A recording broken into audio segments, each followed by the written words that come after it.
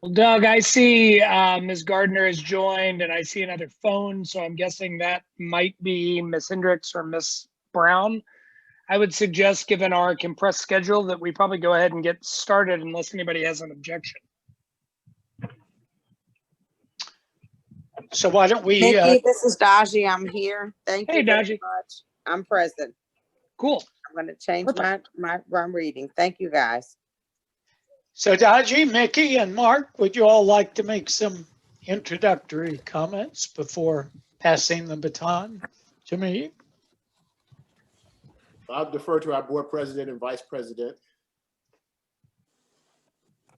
And as a late member to your meeting, Doug, I would defer back to you. I think that everyone knows us and are ready to talk to you.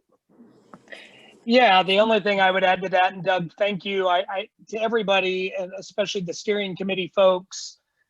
We have been trying to figure out a way to do this under its original incarnation for the last 9 months. Obviously, the virus has played a role in that. We were hoping to be able to do something in person, which is really, I think, the highest fidelity way to execute that. In lieu of that, with time not necessarily being on our side, we decided let's move forward, get everybody together and do this a little bit more in an old school way. So that's what we're going to do. It won't have all the bells and whistles of what we were planning, but we're hoping maybe towards the end of our term and as we kind of transition next year to a new board, some new board members, that we might be able to do that. But in lieu of that, we're ready to go. And Doug, we're excited to work with you and see what we can get out of today and help it make us better. So thank you. And thank you to everybody who's contributed. Well, I'm delighted to be with you this afternoon. I was much younger when I actually met Mickey and signed the contract, Mickey and Daji, to work on this project, and then along came COVID. I do want to say what we're doing today is a kind of traditional educational workshop. It's not a retreat, but we are laying the foundation for a day-long, very intensive day-long retreat, which will probably be virtual. It might be in 2 parts, but the 2 will add up to roughly a full day. And we planned it many months ago, and in fact, Daji, Mickey, I think we were about ready to do it when COVID derailed us. We had Angela will tell you, we had a site picked out. Everything was ready to go. We were very excited, and then whammo. I do want to acknowledge before we jump in. So anyway, think of this as kind of a prelude to a very participatory day-long session coming up early in 2021. Now, I do want to acknowledge my steering committee. This is not my show. And I've been working with a steering committee, and I think they're all here today or will be. Daji, Mickey, of course, but also 2 other board members, Sonia and Terry, are part of this, and Mark, your superintendent. So this is the group that directs my work, the group to whom I'm immediately accountable, and they played a very substantive role in designing what we'll be doing in 2021. So today, we're taking a tour of a very complex terrain, K-12 governance. I'm privileged to be your tour guide for this tour today. And before we jump in, let me say a couple of things about the source of what I'll be talking about. For one thing, a new book. I think you all have it actually, called Building a High Impact Board-Superintendent Partnership. And it was the basis for my AASA program at the last AASA annual conference where I did a workshop. And it also draws on a blog I want to tell you something about. It's called boardsavvysuperintendent.com. It's run in conjunction with the National School Boards Association and with the American Association of School Administrators. My company owns the blog and manages it, so we work in close cooperation with the two national associations. It has a steering committee or an advisory committee of 30 plus. It's growing as we're speaking, 30 plus leaders, including your Mark Sullivan, whose work is featured in articles and podcasts at the blog. Right now, you can access about 30 audio and video blogs. You can access, podcasts. You can access about 50 or 60 blog posts. The content is free, and you can print it out. You can share it. Whatever you want to do with it, just don't throw it in the wastebasket in front of me. Other than that, have at it. And a lot of what I'm talking about today, you'll find covered in the blog. So, my friends, welcome to the frontier. It's the only place you can start on a tour of K-12 governance, because it's not a field. And you've got to keep this in mind. It is truly the frontier. And as we take this tour today, we are on the frontier, and actually you all and I, are helping to shape a new field.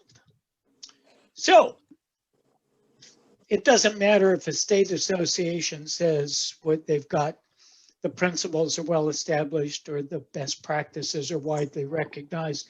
That's not true. There's a tremendous amount of debate about almost every important aspect of K-12 governance. That's why I love working in the field. And because we can be co-creators of a new field together. Take committees. I'm a strong committee advocate. 30 plus years have convinced me that committees are indispensable to a strong board. But not everyone agrees with me. And some people heatedly disagree with that. So, hey, that's fine. It's not a science. So the field's rapidly changing as we speak today, rapidly evolving. There's all kinds of debate. And also, you got to be a very cautious consumer. Keep in mind that because the field's in flux, there's a lot of bad advice floating around there. And I call this advice insidious foes of a strong board superintendent partnership. And let me explain that, and we'll talk more about it later. And by the way, at the end of every few slides today, we're going to come to a question discussion slide. So we'll stop. There'll be an opportunity for you to ask questions, and I'll share questions that I think you ought to be thinking about yourselves after the workshop. But let's talk about some of the what I call insidious foes that can actually cause you some real problems. An insidious foe is an assumption about some aspect of governance that's actually erroneous. It's not true, even though you may hear people preaching it. You may actually be in a training session and you hear it. What makes it insidious, by definition, is that it sounds plausible. It sounds sensible. But beware, my friends. Always ask second and third questions about any bit of advice in this area. Here are some common foes, and you'll think of others. The assumption that everything's going well in our district. We're achieving educational targets. Student achievement is progressing the way we want it to. We're happy with our superintendent who's doing a good job and so on. So we don't have to worry about the relationship between the board and the superintendent. Not true. If you don't worry all the time about the relationship, like any other high stakes, complex human relationship, it will tend to erode. And before you know it, can be beyond repair. I'm having lunch in 2 weeks with a woman who was superintendent of the Tampa schools, which is the 7th largest school district in the country, 210,000 students in the Tampa district, which is called Hillsborough County. Later went to New York and was commissioner of education, of significant move up from 200,000 to several million students because it covers post-secondary. As a matter of fact, when things were going very well in the Tampa schools, and she got a $100 million grant from the Gates Foundation for teacher improvement, educational improvement, she was fired without cause. Why? And they paid her off handsomely. Why? The board wasn't happy with the way the relationship was being handled. They thought she took her eye off the ball and didn't pay enough attention to the board. So you can't ever take that for granted. Some people trot around the country saying, oh my God, there's a firewall between something called policymaking, which is the board's job, that I don't even use the term policymaking because it's fairly irrelevant in the field of governance, but something called policymaking, and then the administrative and executive function. And if you don't guard against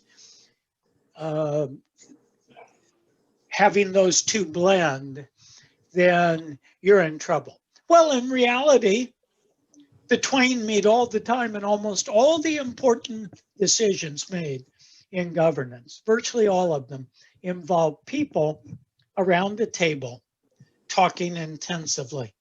That's why committees are so influential, so important. And the table includes not only board members, but the superintendent and top administrators. So you're talking a team sport, if there ever was one, in governance. There's another assumption that the best way to develop a board is to develop a policy manual. And if you only had a good policy manual, the board would function as a very effective governing body.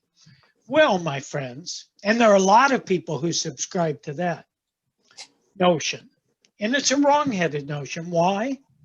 Because policies don't play the governing game. They don't get good decisions made any more than rules play soccer, or rules play football, or rules play tennis. Rules don't play games. They limit games. And policies are basically rules. So if you had the greatest policy manual in the world, it wouldn't mean you had an effective board. And then many people say to me, because I travel, and you all know, perhaps you know, I only work with nonprofit and public boards and CEOs. I do no other work. And as a consultant and as a speaker. And school boards are a heavy part of what I do. And people are constantly saying to me, oh, board members aren't really interested in managing the performance of the board. You're not going to get any traction. But in reality, I don't know, 2,000 interviews I've done with board members over 30 plus years. In reality, the great majority of board members I've interviewed have expressed strong interest in evaluating their own performance as a board. Well, you could think of a lot of other insidious foes, but here's what I want your takeaway to be. don't trust what anyone says about governance without asking questions. And make sure the person who's recommending something is not selling it at the same time. So there's a Latin term, if there are any attorneys on the call, caveat emptor, which roughly translated, buyer beware, be a cautious consumer. Now, what's going on in the field? In a nutshell, it's a rapidly changing field. What am I seeing? Number one, new breed of board member coming along. Very different, very impatient. And the last thing they want to do is sit around getting preached to and reacting to finished staff work. The old time board got a lot of paper from administrators and basically did what's called the thumbing through approach to policymaking. Patently not a good use of time. The new people I'm meeting around the country in the boardroom aren't going to put up with that. They expect to make a difference, a real difference, to be meaningful, engaged, not to be an audience for finished staff work. Well, I've already said this is a complex field, and the notion of policymaking doesn't even begin to capture what a board does when it governs. And what we recognize now is governing is basically a decision-making and judgment-making process, and it requires a lot of process design, a lot of mapping out of process. We're going to do a lot of that when we meet in 2021. We're going to talk about process design. I've already mentioned the idea of the team sport, that the important decisions actually are made around a table. I guarantee you that's where the field's headed now, and I'm seeing it everywhere I go. And then here's an interesting one, because you hear a lot of preaching about micromanagement. Oh, if you don't watch the board, their tentacles are going to come out and they're going to start micromanaging. And the superintendent's got to watch them and make sure they keep in their place and don't interfere. I have almost never met board members who want to micromanage. And what I am seeing is that micromanagement, which does occur, is mainly in the case of a board that has not developed its role clearly, that doesn't have well-designed structure, that doesn't have well-designed processes. In other words, the board's not developed as a modern organization. And so micromanagement happens sort of by accident. Well, what is a high impact board? And this is what, this initiative is called the High Impact Governing Initiative. So we should ask what a high impact board was. Well, is. Number one, a high impact board works in close partnership with the superintendent, who's what we call board savvy. I'm going to come back to that. A world-class expert in governance, because you all serving on boards don't make it a full-time, I hope you don't anyway, make it a full-time endeavor. If you did, you'd probably want to see a therapist or something. It's not a full-time endeavor. There's more to life. So we have to count on a superintendent to help us do our work. Number two, high-impact boards and board members understand the field of governance inside out. They're experts on it, and they're committed strongly to having an impact as a governing body. They tend to manage themselves rigorously. We're going to talk about all these things today, but they actually pay close attention to managing themselves as an organization. Now, I want you to remember something.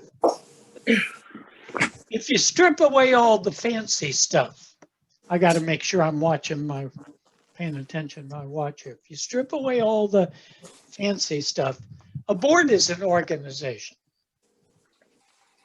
As an organization, that's it by definition. It's a group of people working together through formal structure and process to achieve a common mission, which is to govern. So by definition, they're no different than a finance department, a department of curriculum and instruction, an athletic department. They're just more highfalutin. They do a different kind of work, which is to govern. And they tend to be volunteer driven, which is to say elected volunteers who are unpaid do the work of governing. But they're an organization. And what that means is they can be developed and they can manage themselves. Number 4, they do use standing committees. This is my experience. I'm not saying it's science or it's a law, but 30 plus years working with boards have convinced me that well-designed committees are one of the preeminent keys to a satisfied, productive board. And then finally, they use very well-designed processes for engaging board members actively in making and shaping decisions and judgments. So we're going to talk about all these things. And finally, they pay a lot of attention to managing the relationship with the superintendent so it doesn't erode under pressure. So that's a picture of a high impact board. Let's take a moment and talk about this idea of a board savvy superintendent. Now, here's what I'm seeing with superintendents around the country. And there is some very dramatic change with superintendents. Number 1, they recognize that the term chief executive officer would be a more accurate name for a superintendent, because that's exactly what a superintendent is. I don't know the history of the term superintendent, but it doesn't conjure chief executive officer. The only other superintendents I've ever worked with or seen are superintendents of prisons and waterworks and other utilities. So it's not really, it's an accurate function, but or name. But what's happening now is superintendents know that they're full-fledged chief executives. And because of that, governance is one of their top tier responsibilities. And the board savvy superintendent sees the board not as an adversary, not as something to be controlled, but as a precious asset for the district to be developed.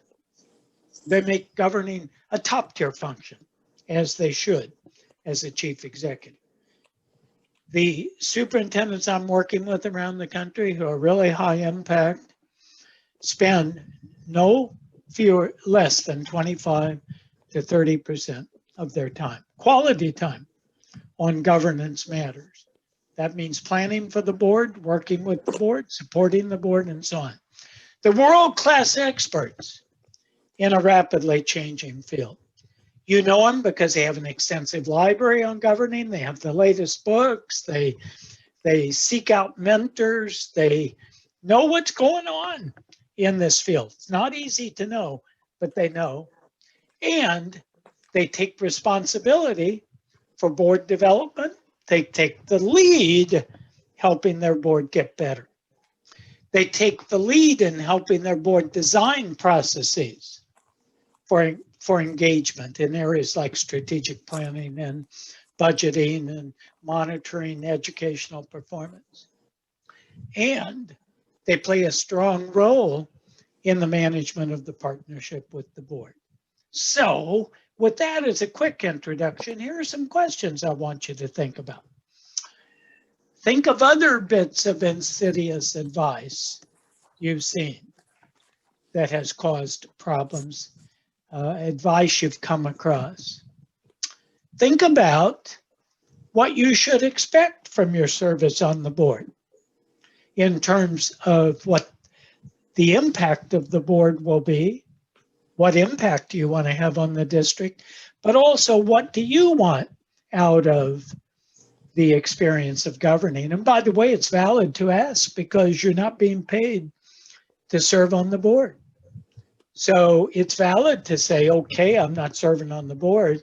I mean, I'm not getting paid for serving on the board.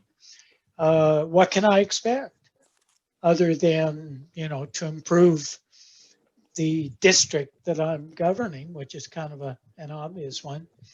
And then think constantly about your board. Where is it strongest? Where is it weakest as a governing body? So let me ask you, and we can stop here and you might have questions, but can anyone think of any insidious foes, assumptions you've heard that you have reason to question about the role of the board, about the nature of governance? Any of you? Well, it may come as a new concept to you, but what I want you to do is just be on the lookout, friends. Don't take for granted that what you hear in a training session or what you hear in a workshop at a national conference is necessarily all true. Be a skeptic, a friendly skeptic, but a skeptic. What about your expectations? You joined the board, or at least you ran for the board. You were elected. What did you want the impact of your work to be? What motivated you? Anyone? Have at it. It's hard with Zoom.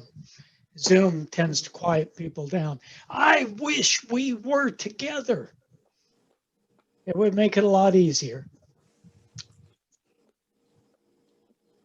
Well, I'm sure you want to have impact on. Yes, Doug, I know this is not a quiet group. This is so not a quiet group, and my jaws Doug, you are look like full you're with eating lunch. tacos. I really am currently. Thanks, I knew Mickey. you were. You know, we're a quiet group, but I want to start by saying the reason that Mickey and I work to do this, and the reason that Mr. Eadie wants us to have this training, not just with the board, but with the staff, is so that we can all talk together. So we can all make change together and be honest and transparent with where we are and where we want to go. And again, with a mouthful of food, I do want to say, Mr. Eadie, please call me Doug. Please call me Doug. Okay. Okay, Doug. To be honest with you, I think that as a board, we all have the same mission. I think that we all want Birmingham City Schools to excel. I think we all want our students to achieve academically. And I think that we all want to open up doors for our students. But if you ask me as a board member what my goal in running for this position was and what I want to achieve is to open doors of opportunity for the students that I serve. Great. I think that in the essence of what separates Birmingham City School students from other students is sincerely opportunity and exposure. And any ways that as a board member I can do to accept or help to foster that difference is why I did it. And that's why I'm here. So I just wanted to at least answer your question and participate. It's a good answer to the question. May I do? Yeah. By being a product of ancient Birmingham City Schools and attending numerous board meetings after I became an adult in my older age, my purpose on the board was to give the kids the opportunities that they deserved as students. And part of that was making the present school system accountable and reaching out to help the students academically. There have always in the past been open door opportunities for our students, but it seems that the things that were available in the past as far as structure with the teachers and the leaders, that has disappeared. Even with the several of the previous boards we've had, things were focused more on adults having roles as leaders and wanting to be heard and having their own personal agendas. And that has not helped our district nor the students. Down through the years, we've had a large number of superintendents, a changeover. And every time we get a new superintendent, things change, but it doesn't seem like they were for the betterment for the students. And every other year, we get new board members, and instead of coming in with the goal of helping our students and helping the superintendent to make our district what we desire it to be, it seems like we've gotten stranded. It's more focused to me as a board that we are looking more at helping ourselves and friends, and instead of really focusing on working with the superintendent to make it better for the students, we have personal agendas. And as a board, we can see that amongst each other, whether we are willing to admit it or not.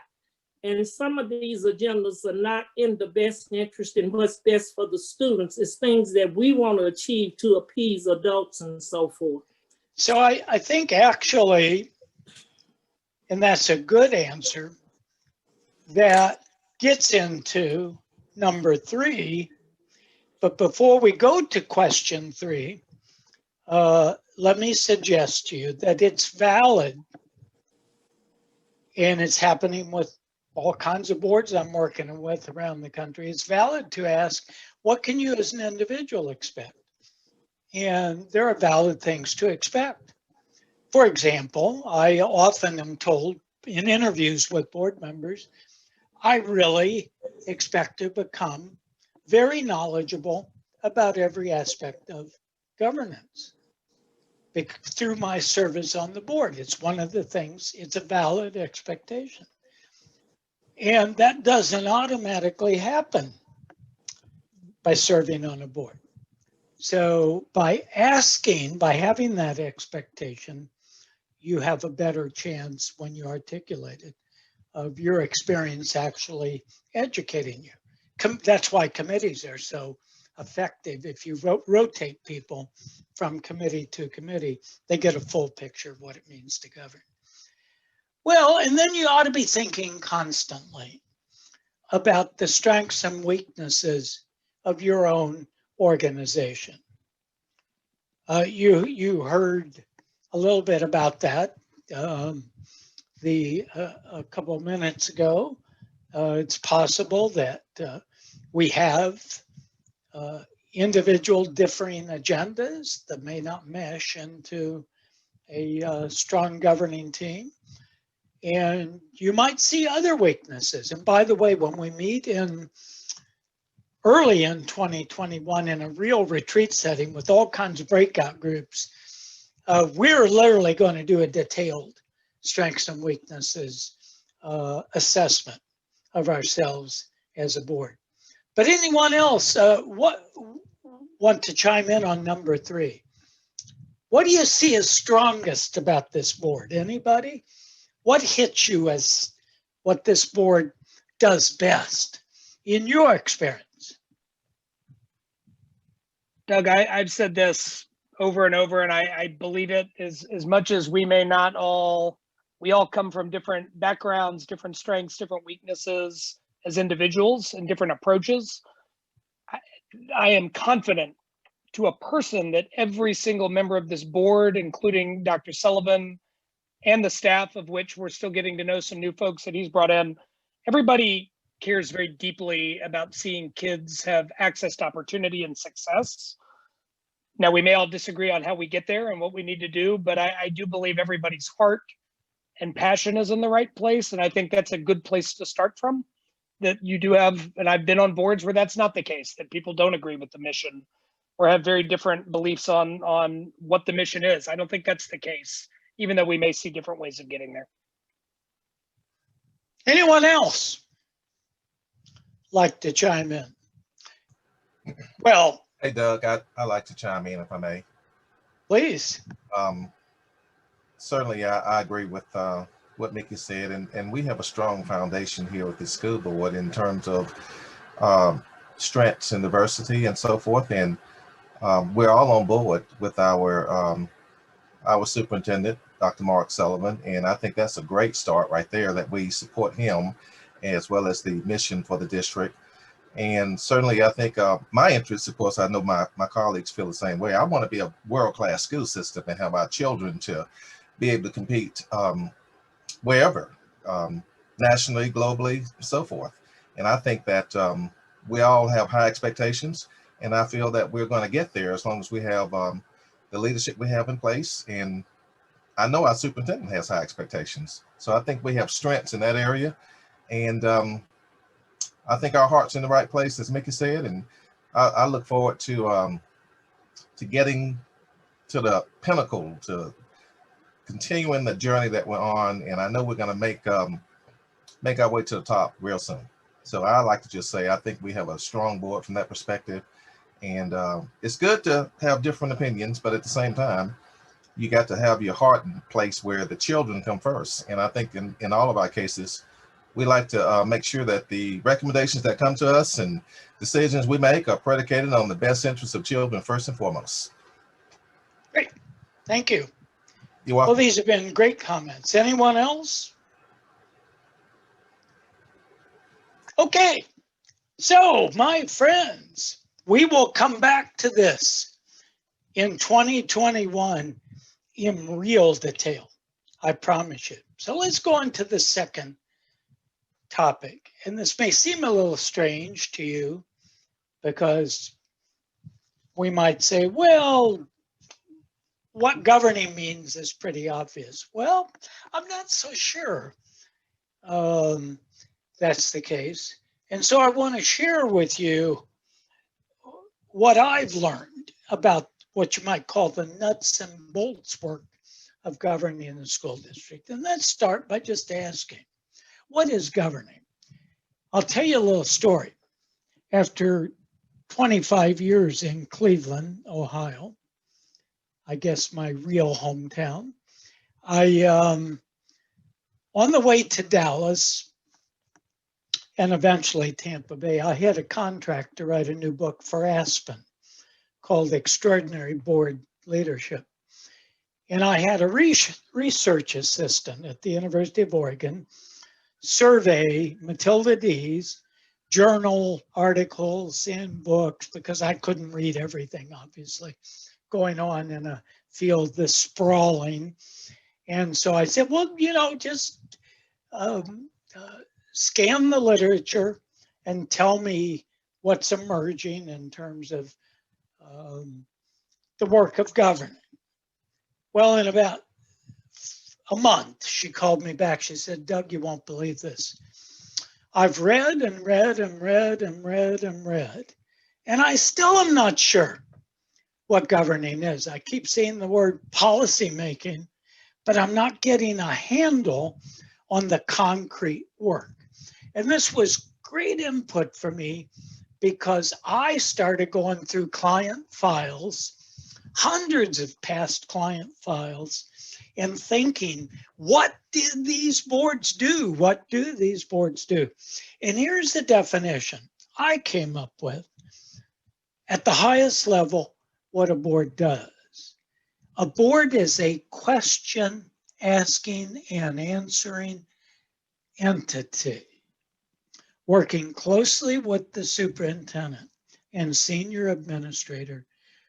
Board members answer three preeminent questions in my experience. Number one, where are we taking this precious educational enterprise, this district, this organization, over the long run? That is the strategic question, and that is the gold standard for a strong board. The first place I go, by the way, when I audit boards and I'm getting ready for interviewing board members, is strategic decision making, strategic planning. How did the board participate in it? How did they guide the process? Did they creatively shape strategy, or did they just get a finished document staff produced, and so on? And we can set broad directions for the district in terms of our expectations of educational performance, student achievement, the kinds of programs we have, the facilities we need over the long run, the technology we need, the financial parameters that will be important if we're going to achieve our long-range goals. So there's what you might call the strategic question for a board. Now, everyone agrees that tops the list. Easier said than done, of course, if you participated much in strategic planning. Number two, who are we right now? How can we explain ourselves to the world around us? And frankly, that's a very nuts and bolts thing called budget. At any given time, your budget is the best an operating plan, if you've got one that's part of the budget document. Many organizations don't. They just have a line item, very detailed budget. They don't have an operating plan with clear targets and whatnot. But there's no second to this as a way of explaining yourself. Oh, you can talk about a mission statement. Obviously, you can describe programs, but it's the budget that says where you're spending your money. And so the board answers that question. What should we be spending our money on next year? If you go beyond that, you're getting into strategy. And third, and the public cares about this so much, as do legislators, foundations, and that is, how are we doing? Are we measuring what we're doing? And according to those measurements, how are we doing in terms of educational performance, in terms of financial management, and even managerially? For example, do we pay competitive salaries? Do we attract top people to administrative positions? Do we pay competitive faculty salaries? Honestly, there's no point talking about world-class institution unless you've tied it pretty closely to compensation of faculty and administrators. And so, and how are we using technology? You know, one of the great, COVID's a terrible thing. I don't need to tell you that. The impact, especially on less affluent students, is going to be phenomenal. But the impact economically around the country is terrible. COVID's terrible. But one of the bright spots of COVID is many school districts are learning a lot about distance learning and about the use of platforms like Zoom and other platforms for virtual education. And we're never going to go back. Hopefully, we're going to have in-person instruction very soon again, and it will be the great majority of our instruction. But we will learn about the technology of distance learning, and we'll be able to use that. And that's an example of technological growth. By the way, as a colleague of mine, a superintendent in Illinois, in Chicagoland, said the other day, there'll be no more snow days in Chicago. Because the minute we get a prediction of a snow day, we won't need one. We put the technology in place, and frankly, you're going to be home. I'm sorry, you're not going to be sledding. You're going to be in a class virtually. So what you do as a board, number one, is you answer these fundamental questions. And how well you answer them determines the level at which you work as a board. And each one of these questions has to be answered by some sort of process you go through. Strategic planning process to answer strategic questions, a budgeting process to answer the question, who are we right now? A process for developing performance reports and assessing performance. So think of attaching process to each of these questions. And a lot of what we're doing in 2021 in our retreat is talking about the kind of processes we need as a board to answer these questions. Now let's drill down a bit. Let's get beyond broad questioning. My friends, here is what a board does at a nuts and bolts level when it governs. A board makes very concrete decisions and judgments about very concrete governing products and makes judgment based on concrete documentation. So think of a board as a decision and judgment making organization. Don't think abstractly as a kind of a policy-making body. Drill down. The board's making decisions. The board's making judgments. Now, these decisions and judgments tend to flow along certain broad lines. For example, planning. Oh my gosh, planning. The Mississippi River, the Potomac, the Columbia, the Colorado of governing. Everything from the strategic plan to the annual budget falls within the planning stream. And so the board is making concrete decisions. So when the planning committee brings an updated vision statement to the board, the planning committee of the board brings an updated vision statement and goes through it with the board, and the board adopts it.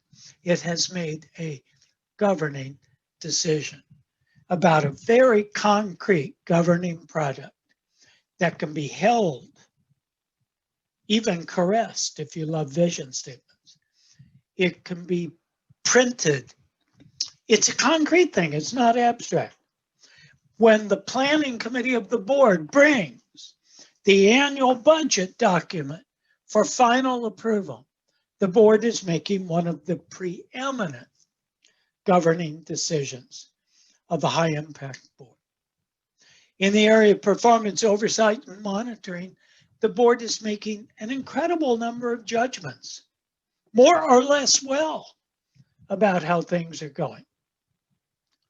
So when the chair of the board's performance monitoring committee stands up in a board meeting and she presents the financial report for the quarter or for the month, the board, with the help of the performance monitoring committee, is making judgments about how well we're doing financially. Is income flowing in as planned? Do we see a problem looking forward with the revenue expenditure lines? You know, the aim is always the revenue line exceeds the expenditure line, and we don't get in a potential problem situation and have to go to the voters for additional support. And then in the area of external stakeholder relations, when the committee brings a legislative relations strategy to the board, reviews it with the board, and the board adopts it as the strategy is making a governing decision. So you see, my friends, there's nothing abstract about governance at all. We never want to use words like policy making because they're meaningless. A policy is a rule. You got a few, great.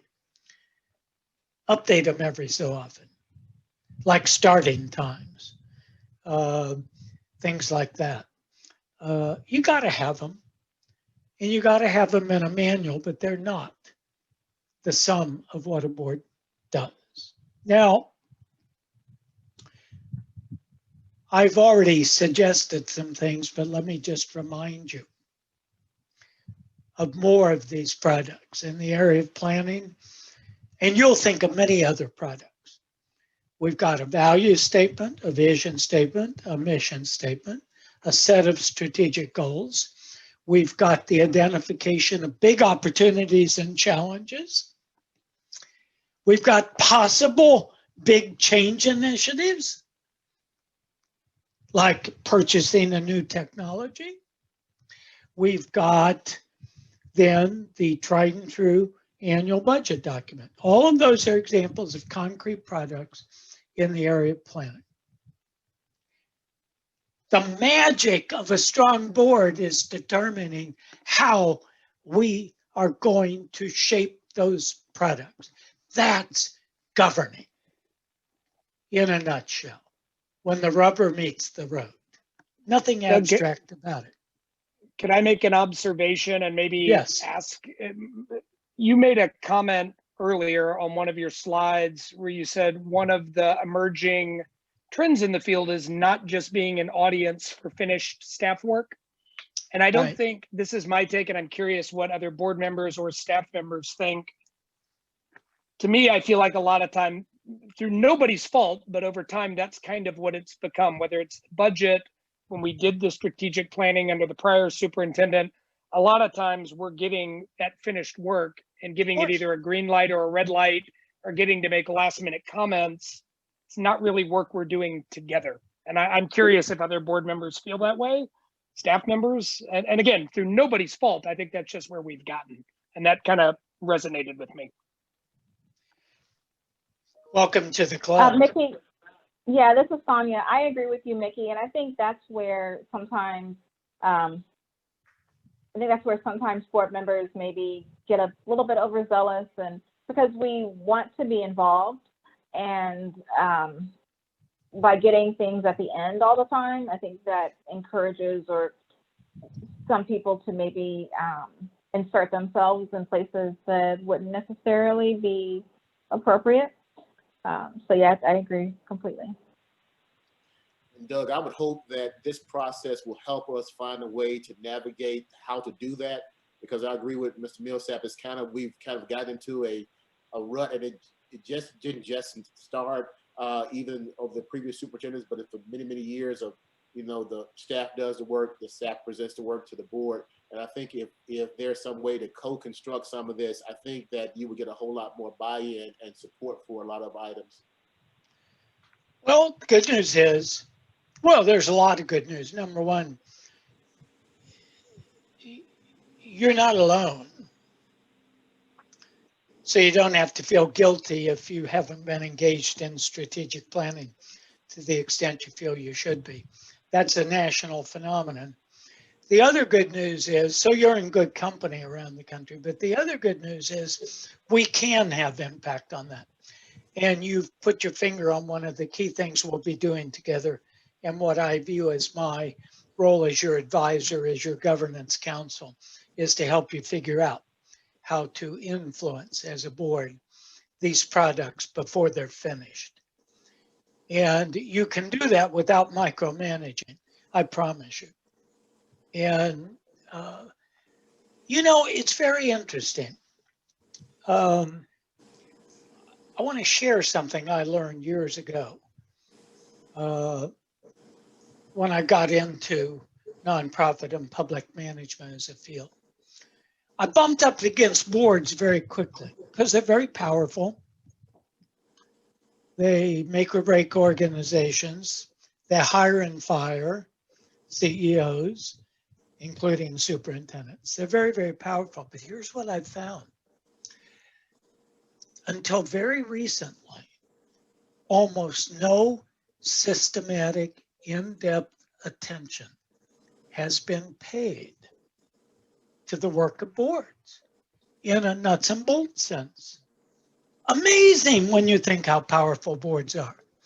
It's one of the reasons I got into the field as a consultant And as a writer, as I thought, how wonderful, no one's dealing with this.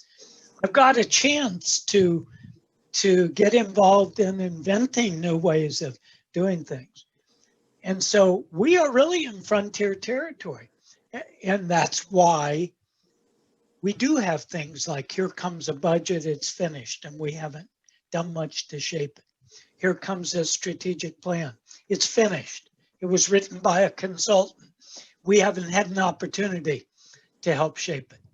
Well, I promise you we'll figure that out. And you'll see even today, I know we're just going through a lot of things quickly, but you'll see we have a beautiful tie between a standing committee and process that will help give us this answer of how to engage the board. I honestly believe boards are the most underutilized precious resource I've ever encountered. I have never seen a stronger group of people in my life than the average board I meet. It's incredible. And yet we utilize this immense human capital. So that's one of our challenges. How are we going to do it? So just remember, friends, the planning committee of a board can sit down with the superintendent, Mark, and some of your top lieutenants, and you can actually talk about what process you want to follow in updating your strategic plan as a district. You can actually have a detailed conversation. I know, because I've sat through hundreds of them in recent years. You can sit with the planning committee of the board and you can actually talk about how many work sessions are we going to have in the budget process? When? Who's going to participate? What information should come to board members before that work session? My friends, that is not micromanagement. That is managing the board organization at a high level. Now, I mentioned performance monitoring as a key area. And remember, not only are you making judgments like how well are we doing, but a strong performance monitoring committee of a board can sit with the superintendent, I promise you, and sit with the chief financial officer, sometimes called treasurer in a district, can sit with top administrators, and you can actually say what reports should be going to the board regularly. What graphics should we be using? Do we make good use of PowerPoint? Do we really do? I'm a former, by the way, state and city budget director. As a much, much, much younger man, it's no longer a passion of mine. But one of the things I learned very early when I was a budget director of Portland, Oregon, and the state of Ohio, was the power of designing your own reports. Don't accept the flow of paper, the traditional flow of paper. You got to be willing to look at it and say, how do we tweak it? How do we make it better? There's power there. There's gold there. And the reason we haven't done it is we might have been trapped by traditional approaches. So we also, by the way, with a committee of this kind, there is policy making. It's just that it's not the sum of what a strong board does. Of course you need policies. Policies are rules. And some policies are so important that the board should pay close attention to them, and they get put in a board policy book. Policies on For example, human resource management. Obviously, the board has to pay attention in today's world, particularly to these kinds of policies. You've got questions like I mentioned earlier, like what are your start times in your different levels in a district? That's a policy, that's a rule. This is when you start. And so, yeah, we need to update those things periodically. And so think of policymaking as roughly maybe 5% of what a strong board does on the average over time.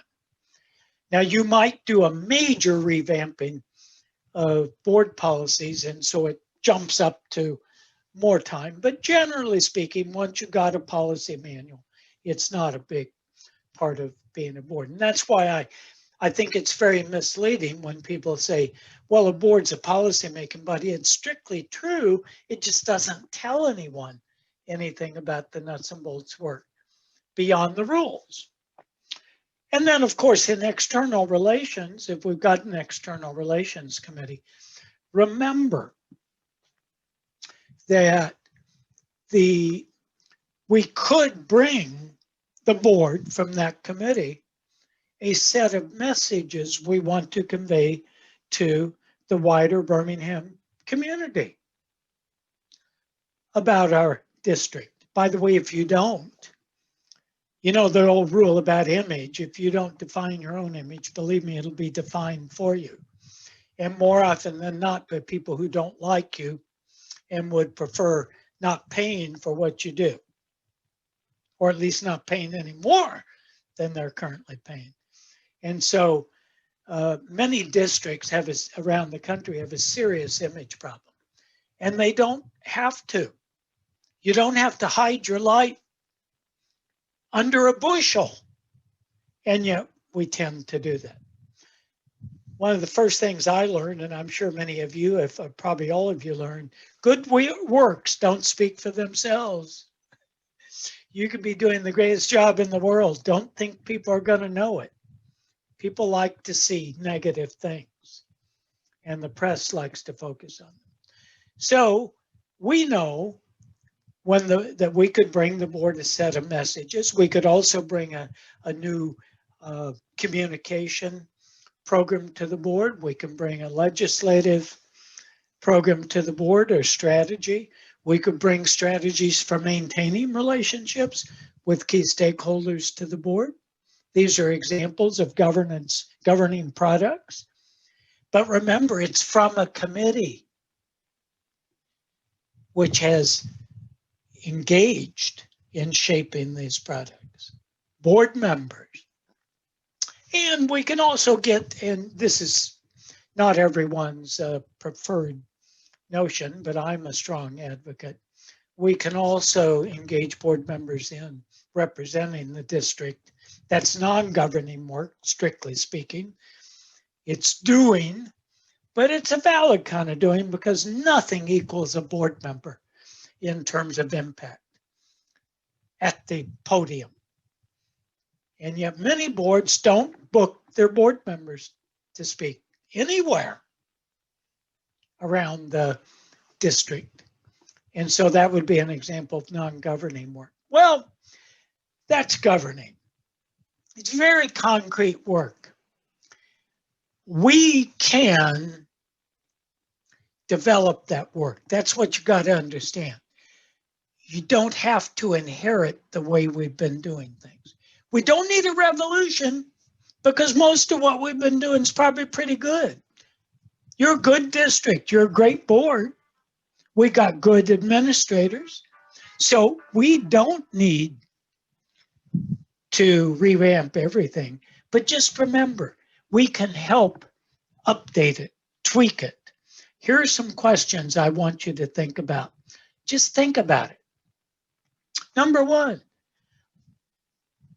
if you're a board member, be aware. What do you find most satisfying about your work as a board member? And what do you find least satisfying? And why are you engaged in less satisfying work? Why? Why is that happening? What do any of you find least satisfying? Anyone about your work on the board? Oh, don't just sit there. Be brave. Tell me, anyone see something less that makes you I less will. I will. Please. After being on the board, this is going into my 8th year. I personally feel that being a board member for 8 years, I have not seen any major changes in the district and very few major changes dealing with the board itself. For number one, we have a very diverse board. We have people coming from various backgrounds, various parts of the city. And it makes me wonder with our board, why some people are on the board, because you don't see where they're actually making a difference in the districts that they're in. And we have some that the board is like a stepping stone to higher things instead of being a stepping stone to help us create a working atmosphere with the board and the superintendent. In our district, the board is left out. It's more like the superintendent works, at least it has been out through the years, superintendent works more with their cabinet. And the only time the board sees anything is when something is presented to the board. It's very seldom we are actually involved in certain details of things that are going on. But some of us actually go out and push into things that really doesn't represent the board. We're just not together. We need some adhesive tape to tape us together, to glue us together and work toward a main objective instead of individuals having agendas and listening to others instead of actually us going in together to work with the superintendent. We have not approached what you're saying. Okay, so that you're less satisfied. Anyone else? These are good comments. By the way, the interviewing I did way back when I interviewed, I think I interviewed all board members early on. Did I not, Mickey? Yeah. You interviewed every board member. Every board. And by the way, one of the things that did emerge was from those interviews, I don't think I'm talking out of school, is I said to myself, I said to my wife later when I got back from that visit, said, whoa, this is a really great group of people, but they are, to be honest, far less engaged in shaping governing decisions than they should be. They're an under-engaged board. So you've got a gap between the talent and the way we're using the talent. We don't have a people problem on this board. We have I got to tell you that. We've got a structure and process problem, not a people problem. Whatever problems we're encountering are not because we don't have the right people. I promise you, 100%. If I may, Yes, Terry? I can see that. I think also just the district as a whole, I think that's a lot of the district's problem is a structure and a process problem.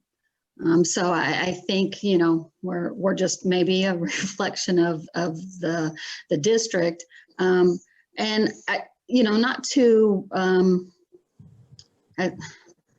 I'm not always the most diplomatic. How can I say? Whoa, now whoa, getting uptight here. What are you going to say? No, I just, I don't think that just generally, and it's not just this board, but I think that the training that we receive is not the best training. And so I think it leaves lots of questions. I think it leads board members to kind of come to their own conclusion about what our job descriptions are, what's, micromanaging and what's not.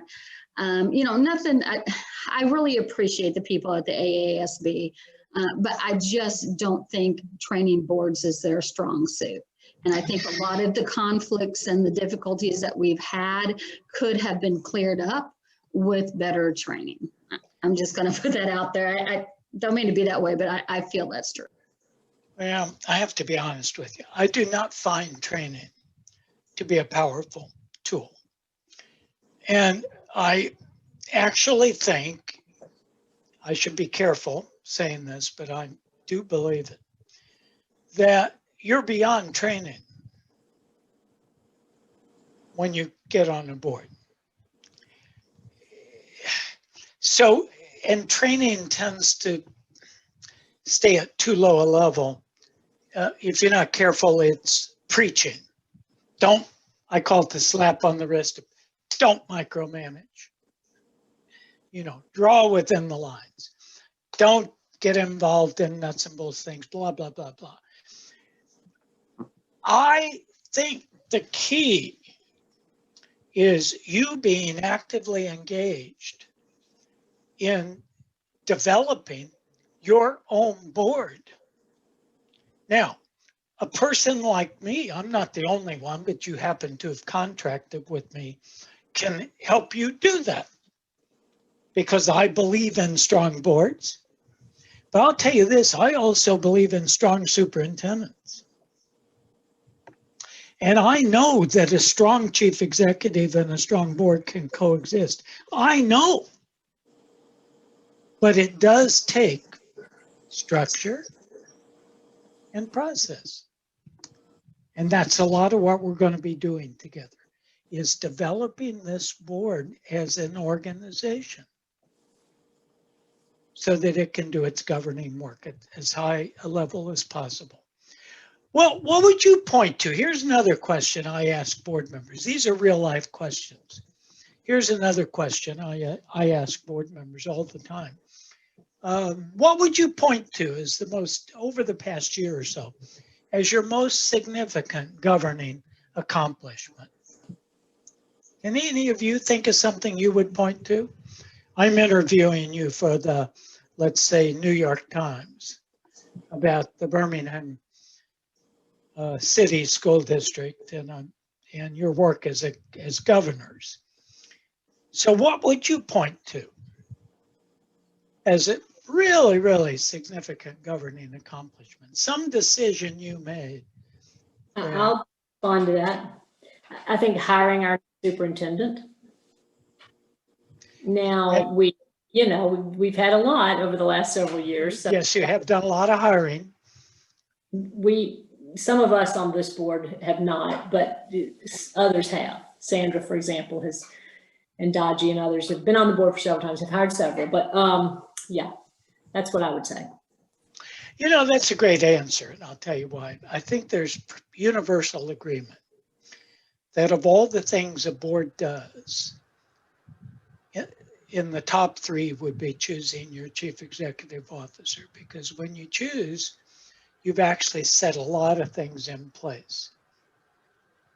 A philosophy of a person, the technical expertise of the person you've hired, a lot of things, a vision. And so it's maybe the most sobering decision you ever make as a board. May I? Yes. I will halfway go along with what Mary has said. But to me, two people we have hired has been the two most satisfying employees as far as the board voting to hire. And those two people both were a part of our finance department. We have hired two CFOs, in both the present one and the previous one, and they have helped our district tremendously. Both were the one we have now and the previous one, they really knew school finances, and they have helped us. I don't think we've had a financial person in that position in years like these previous two. Now, when you look at us hiring superintendents, we've hired several since I've been on the board, but I will not say that we did a great job in the hiring process. There were some things that, with us, some of us being new board members, we did not pay close attention to. So I would not say we did a good job in the past as far as hiring superintendents. Well, those decisions are critical decisions for a board.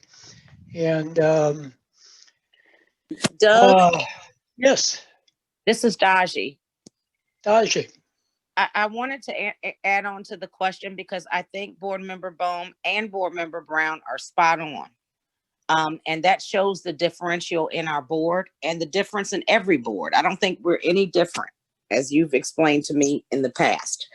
But we do have different approaches and different ideals and different methods of how we look at things, which is normal and healthy.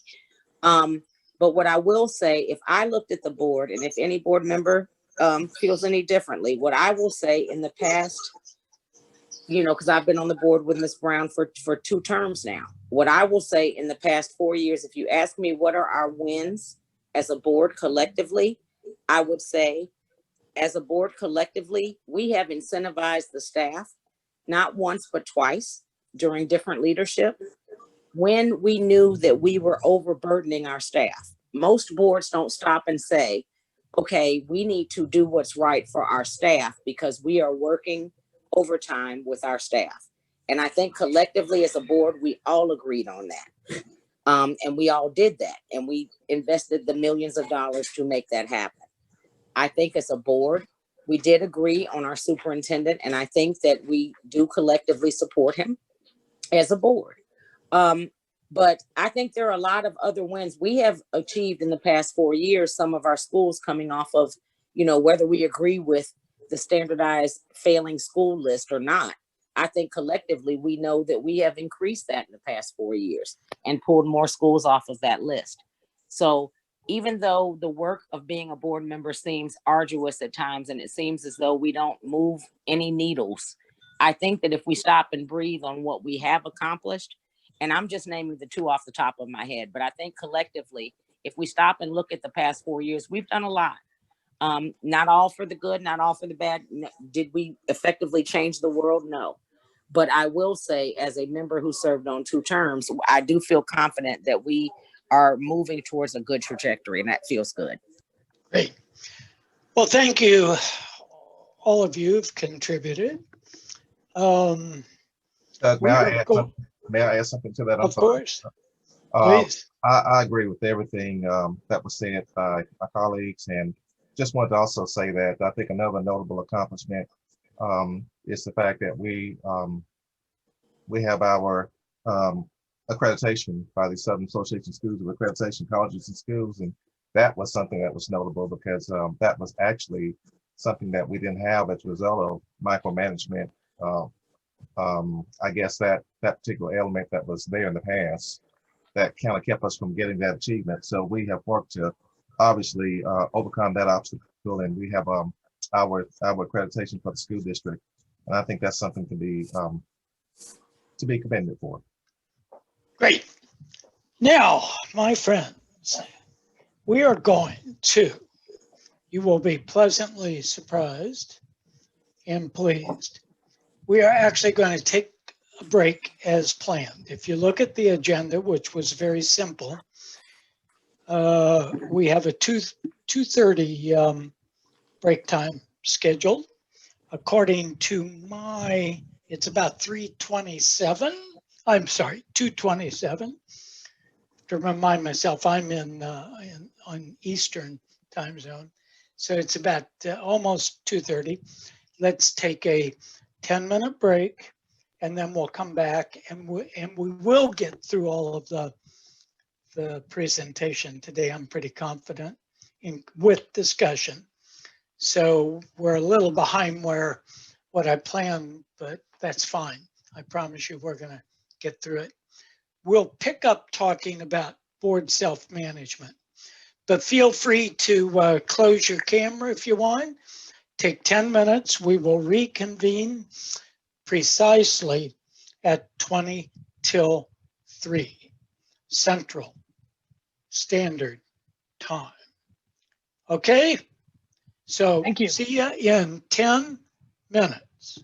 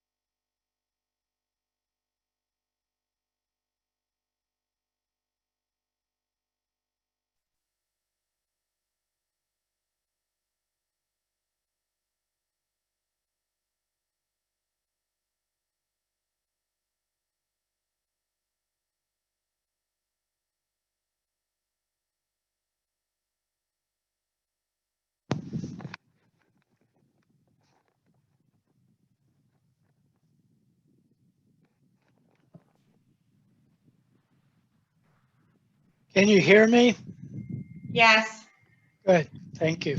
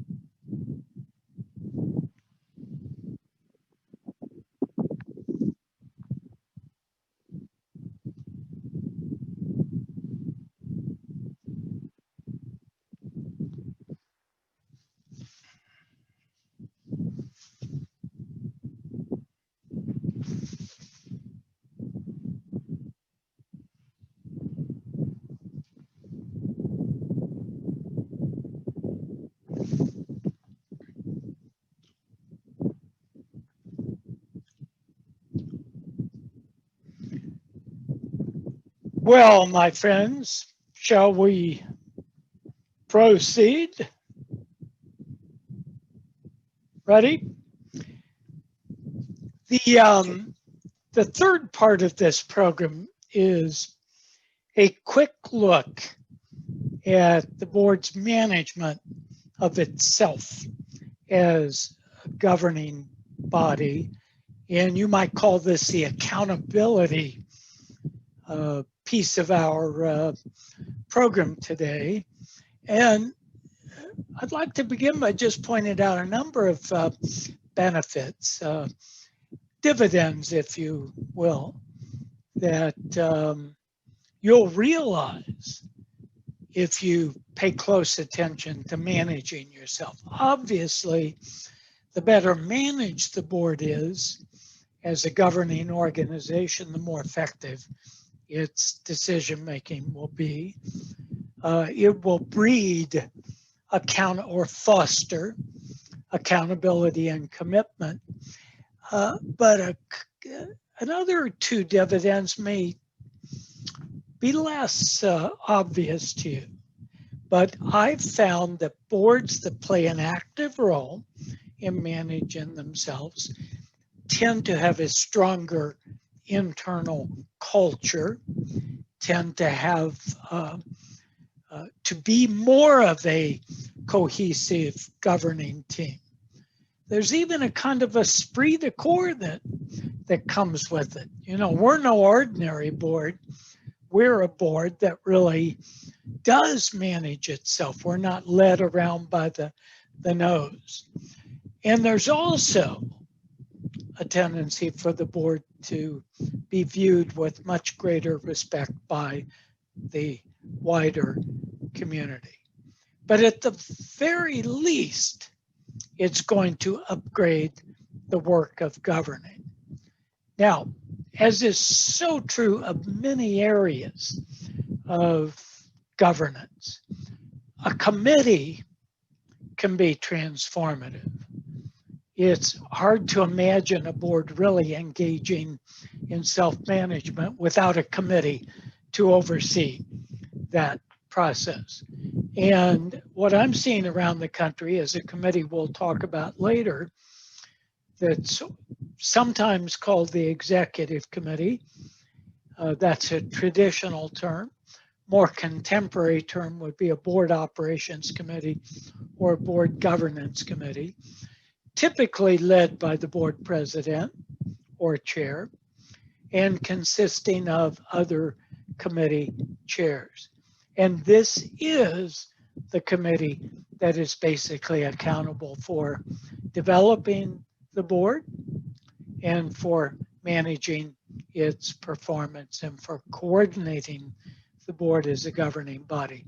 Think of it as a committee on board operations. Now, what are we talking about when we talk about board self-management? Basically, two things. We're going to take a quick look at both of them. One is developing the people and the culture on the board. It's what you might call the human resource piece of this. And the other one is literally performance management. So let's take a look at the human dimension. What do we need to develop if we develop the board as a human resource? Well, number one, an orientation program for new board members would be a critical piece of any ongoing board development. But not just an orientation program, but a program focusing most heavily on the board's role, the board's job description, if you will, the key functions of the board, the structure the board employs, mainly committees, and the processes the board employs in carrying out its work. So, welcome to the board. Here's your committee assignment. Let me tell you about the committees on the board. Here are the descriptions of each of the committees. Here's how we run the committees. Here's an overall functional description of the board. Here are some key processes we follow to engage board members. In other words, an orientation directly dealing with why you've become part of the district organization. By the way, many traditional board orientation programs don't even touch on the board's role or touch only minimally, and mainly have to do with teaching new board members about how the district is run, what its educational programs are, what its facilities are, how it's funded, and so on. All of those things are important, but most important is telling board members how they can succeed on the board and what the board's basically all about. Because you have been elected to govern, not to manage. A second aspect of this is some kind of ongoing education and training program that's budgeted for keeping your governing skills and knowledge updated. The field's changing very rapidly. So how are we going to keep our board members up to speed in what's going on in the field? My work with you falls in this category. When we send board members to annual conferences, I hope to see some of you at NSBA. I just signed a contract to do a workshop for National School Boards Association for the 2021 meeting. Alas, my friends, it will not be in person. I'm sorry to say it will be a virtual program. I don't know about you, but I miss the hands-on work very much. I miss traveling and in-person meetings very much. But NSBA, AASA would be examples. And how do we determine what board members go to what conferences and what kinds of reports they bring back and so on? Building the library of governance periodicals. The lending library is another way to keep people up to speed in governance. And then developing the culture involves how we interact with each other. What are the rules of the game we've established for communicating with each other and so on. Now, performance management involves basically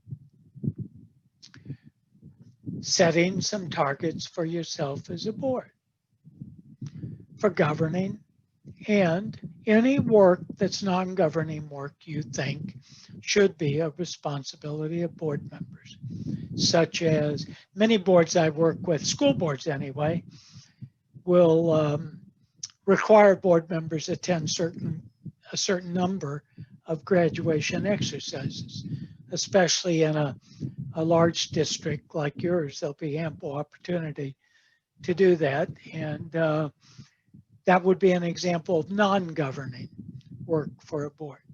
It's your choice what those performance targets will be. If you want to send board members out speaking, then you're going to add that to the list of performance targets. And of course, there are the normal targets at the top of the list. You're expected to attend board meetings. You're expected to be prepared for board meetings. You ask of yourself that you attend committee meetings and so on and so forth. And then, of course, we need to monitor that performance. Hence, we have a board operations committee to keep track of things like that. And yes, sir. Mickey? Doug, I had a question. I know this is some of the work that we will be doing when we're together and had planned to do, and we will be developing this. And I think this is really essential. My question, because we do have staff on, how involved have you seen staff get in evaluating, senior staff, cabinet level, and working to evaluate boards? I'm thinking, you know, in my experience, 360 evaluations and, you know, bringing employees in to evaluate managers. How have you seen that done in the past? And maybe this isn't the right time to talk about it, but was just curious. Anything you want to talk about is the right time to talk about it. That's a very good question. I'm not sure I subscribe to the idea of 360 evaluation where the board's concerned, but I think there ought to be active dialogue, and you want to engage your senior administrators. One way is regular governance retreats like the one we're going to have in early 2021 is a chance to have administrative input into the process, the evaluation process. Another one is committee meetings where you talk about this.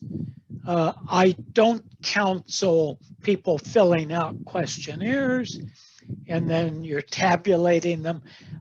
I am a fairly strong critic nationally of the questionnaire approach anyway to evaluation. I think it's terribly subjective, probably indefensible. They tend to be opinion surveys done in the privacy of one's office, and hence there's no quality control. But at any rate, I think there should be engagement, and we should get the opinion of administrators. But I suggest that be in some sort of public process, like a committee meeting, a retreat. It's very important too to sit back as, for example, the governance committee at the end of the year. How are we doing? How did we do this year as a governing body? What are our development needs so that you're regularly setting targets, annually setting targets for improvements of improving the governing function and the experience of the board. And remember, we're very interested in the experience of board members on the board. The satisfaction of board members should always be factored into this thinking, so that you're taking, in a sense, command of your own organization. You want staff input, you want staff involvement, of course you do. We need the support of senior administrators, but basically it's our organization. And it's our right to determine how it's going to get better, how the work of governing is going to be more satisfying. Well, you know, this is not a terribly exotic area. I'll make you an absolute promise. The minute you have a committee focusing on this, the minute you're discussing performance targets, the minute you're discussing incremental improvement, tweaking the way we function aboard, you will begin to get better and have a more satisfying governing experience. And you have a right to. Remember, you're not being handsomely paid to be on the board. I don't think. I can't recall if you get over $50,000 a year governing. I doubt it. You do in some states. Florida is one, where somewhere in the 40,000 range, there's a stipend for board members. But in most cases, we're actually donating a fair amount of time. And at the very best, we're getting minor stipends. So these are questions, are very valid questions.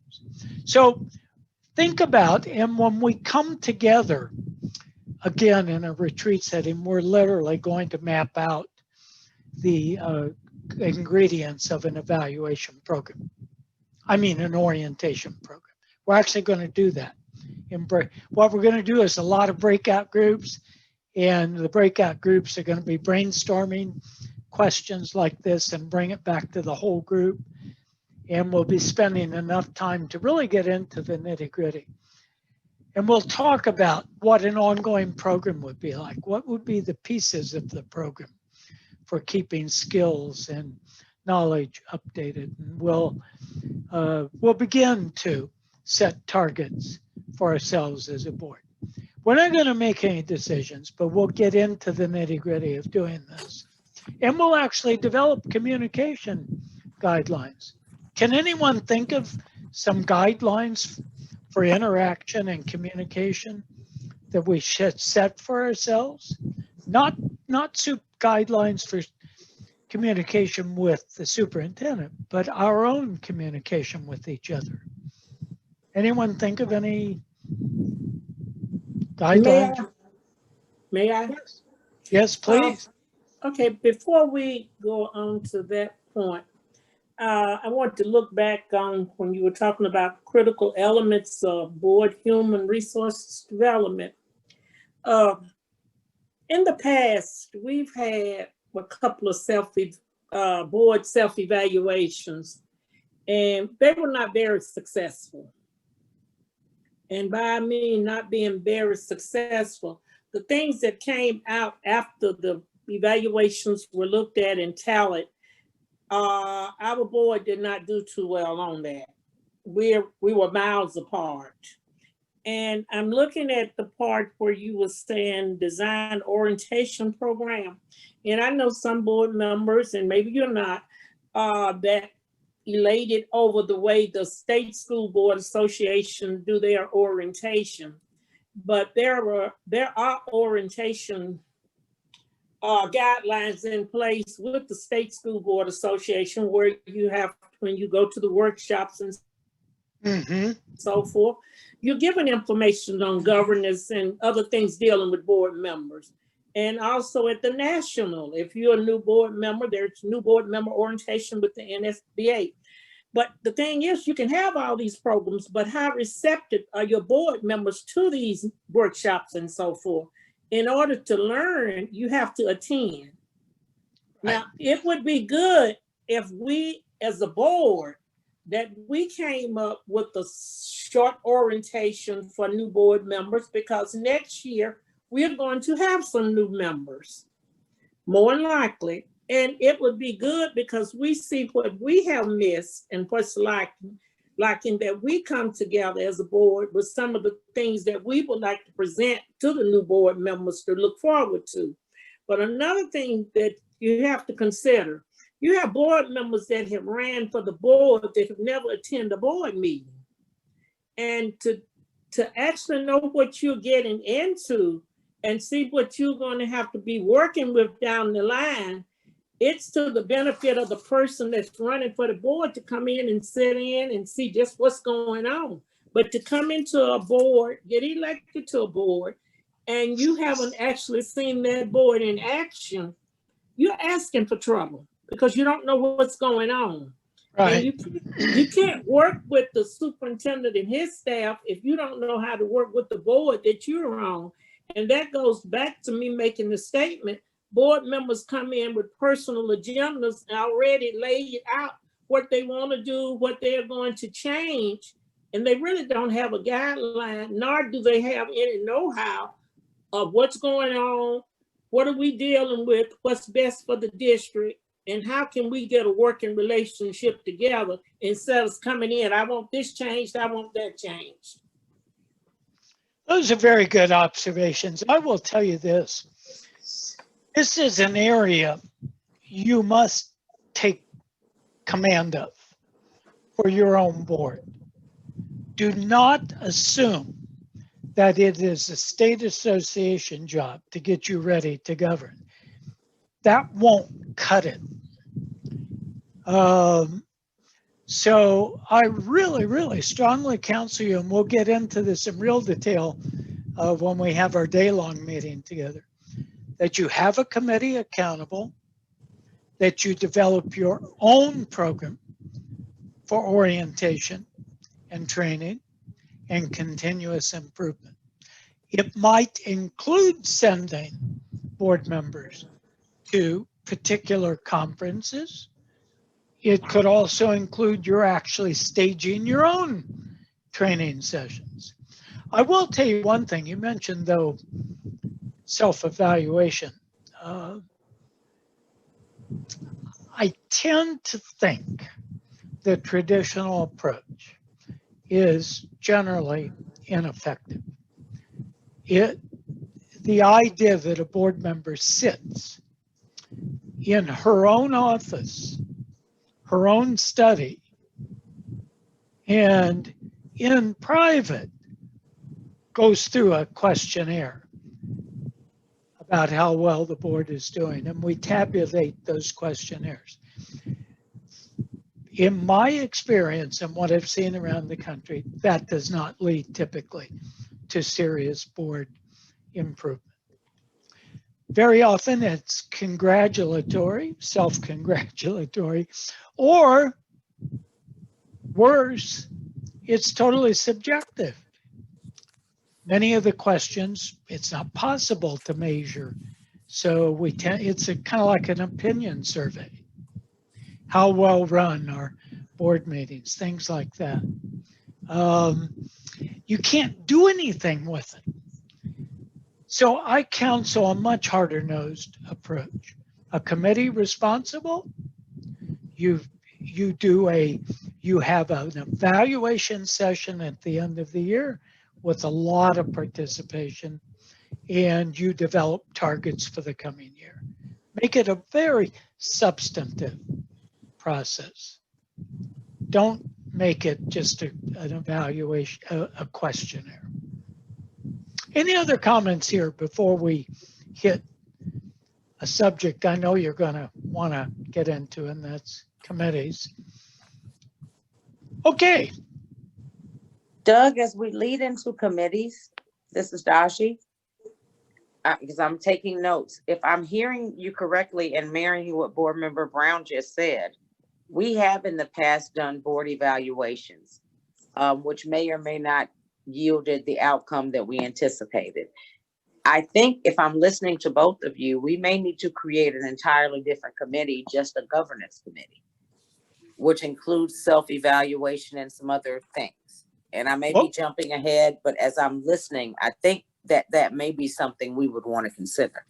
Actually, this falls in what I will describe as a governance or board operations committee very neatly. And governance and board operations committees I'm working with around the country have taken board development, board self-management, board self-evaluation, self-assessment as key functions. And just by virtue of having a committee responsible and putting this in the job description, you almost automatically, this is done better. And I'll be covering that in this segment. So I strongly, it's in a way, you know, we've been too passive. I don't mean you, I mean generally speaking, around the country in how we've dealt with board development and how we've dealt with orientation and training of board members. I want you to keep in mind constantly, this is our board. We will determine the quality of its performance. It is in our hands. That cannot be delegated to outsiders to do for us, whether it's a state association or whatever. It's not a passive thing like a training session delivered by someone outside the district. It's something we must be engaged in managing. When you retain me to be your advisor, I wasn't given free rein. I wasn't told to train you. I wouldn't have wanted to train you. You're beyond training. I was told that I would work with a steering committee of the board, that my work would be closely overseen, and that we would do this together, this process, which is the only way I know to do serious board development. And a key piece of board development is committees. So let's jump into this. 30 years ago, longer than that actually, when I got into the business, if you'd asked me about committees, I would have said, ho-hum, not a terribly interesting subject, not theoretically very important. Today, honestly, I number committees in the top 3 determinants of a board's governing capability. Literally one of the top 3. So what do committees actually do for us? Well, I got to tell you, friends, they can be powerful governing engines. That's how I think of committees. Not just any committees, but well-defined, design committees. They do some powerful things for you if they're well designed and if they're well implemented. Number one, they empower board members in the best sense of that word because they engage them actively in shaping decisions, governing decisions and judgments. A planning committee can be a very powerful vehicle for engaging board members in shaping the strategic plan, for example. They tend to create board members who's with more knowledge and expertise about governance through participation in committee meetings. And if you rotate board members among committees, you can virtually guarantee that if a board member stays around long enough, they're going to become experts in every aspect of governing the district. Not managing it, but governing. They tend, obviously, to make board meetings more effective because committees actually prepare for board meetings. But here's one we're going to talk about in, especially on the in 2021. They can be a place for updating the board's engagement processes. Each committee can map out process working with Mark and working with senior administrators. So these can be powerful governing engines, but only if they are well designed. So my friends, what is a well-designed governing committee? Well, think a minute about when we talked earlier about what governing means. Remember way back several slides ago, we talked about broad streams of governing decisions and judgments. We want to make sure that our committees correspond to those broad streams. Following a rule that was actually invented in the United States as part of our, modern management owes much to the United States and the development of our corporate sector way back in the early days of the Industrial Revolution. And one of the cardinal rules that emerged was form should always follow function. Structure should always follow your functional responsibilities. You don't want a mismatch. So we talked a few slides ago about the fact that the board's governing decisions and judgments tended to flow along certain lines. Planning, both strategic and operational, and budget development, monitoring, the accountability piece, and external stakeholder relations. So generally speaking, a strong committee structure should mirror those broad streams. The very opposite of what we call silo committees, administrative silo committees. Here are some examples of silo committees. Buildings and grounds, curriculum and instruction, personnel. These are basically administrative functions. They're not governing functions. And by the way, what happens if you have a silo structure, you turn the board into technical advisors.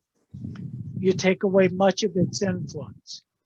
And to add insult to injury, you're actually inviting micromanagement. Your structure can literally, if it's poorly designed, cause conflict between the board and your executive team or cabinet, just by virtue of having a series of silo committees. Curriculum and instruction is a classic. There's not an ounce of governing in curriculum and instruction. It's a technical process. It should be led by the board, setting goals and so on, but the actual design of curriculum, that's a highly technical process. So we want to make sure we keep the board at a high level and keep it focused on its functions. It's very important you stay away from ad hoc committees. They will drive you crazy. Every time an issue comes up, you establish a committee. There'll be no rhyme and reason. It will overwhelm you with detail, keep you from governing well. We want standing committees that we can over time refine and improve, and we want the continuity that comes with that. Now, I will mention an option with committees. It's not one I recommend necessarily, but it's always an option. So in fairness, I should mention it. With relatively small school boards, particularly a school board of 5 or fewer members, it might stretch it to have independent, standalone committees. So it is possible to create a sort of virtual approach. That's what it's popularly called, with committees, which is to say we have a committee of the whole meeting of the whole board once a month, divided into 3 segments: a planning segment with a separate chair, a board member chairing that segment, a performance monitoring segment, an external relations segment. But it's all board members there at the table. Boards of 7 or more members, you can have standalone committees. But there are some boards around the country that are experimenting with virtual committees.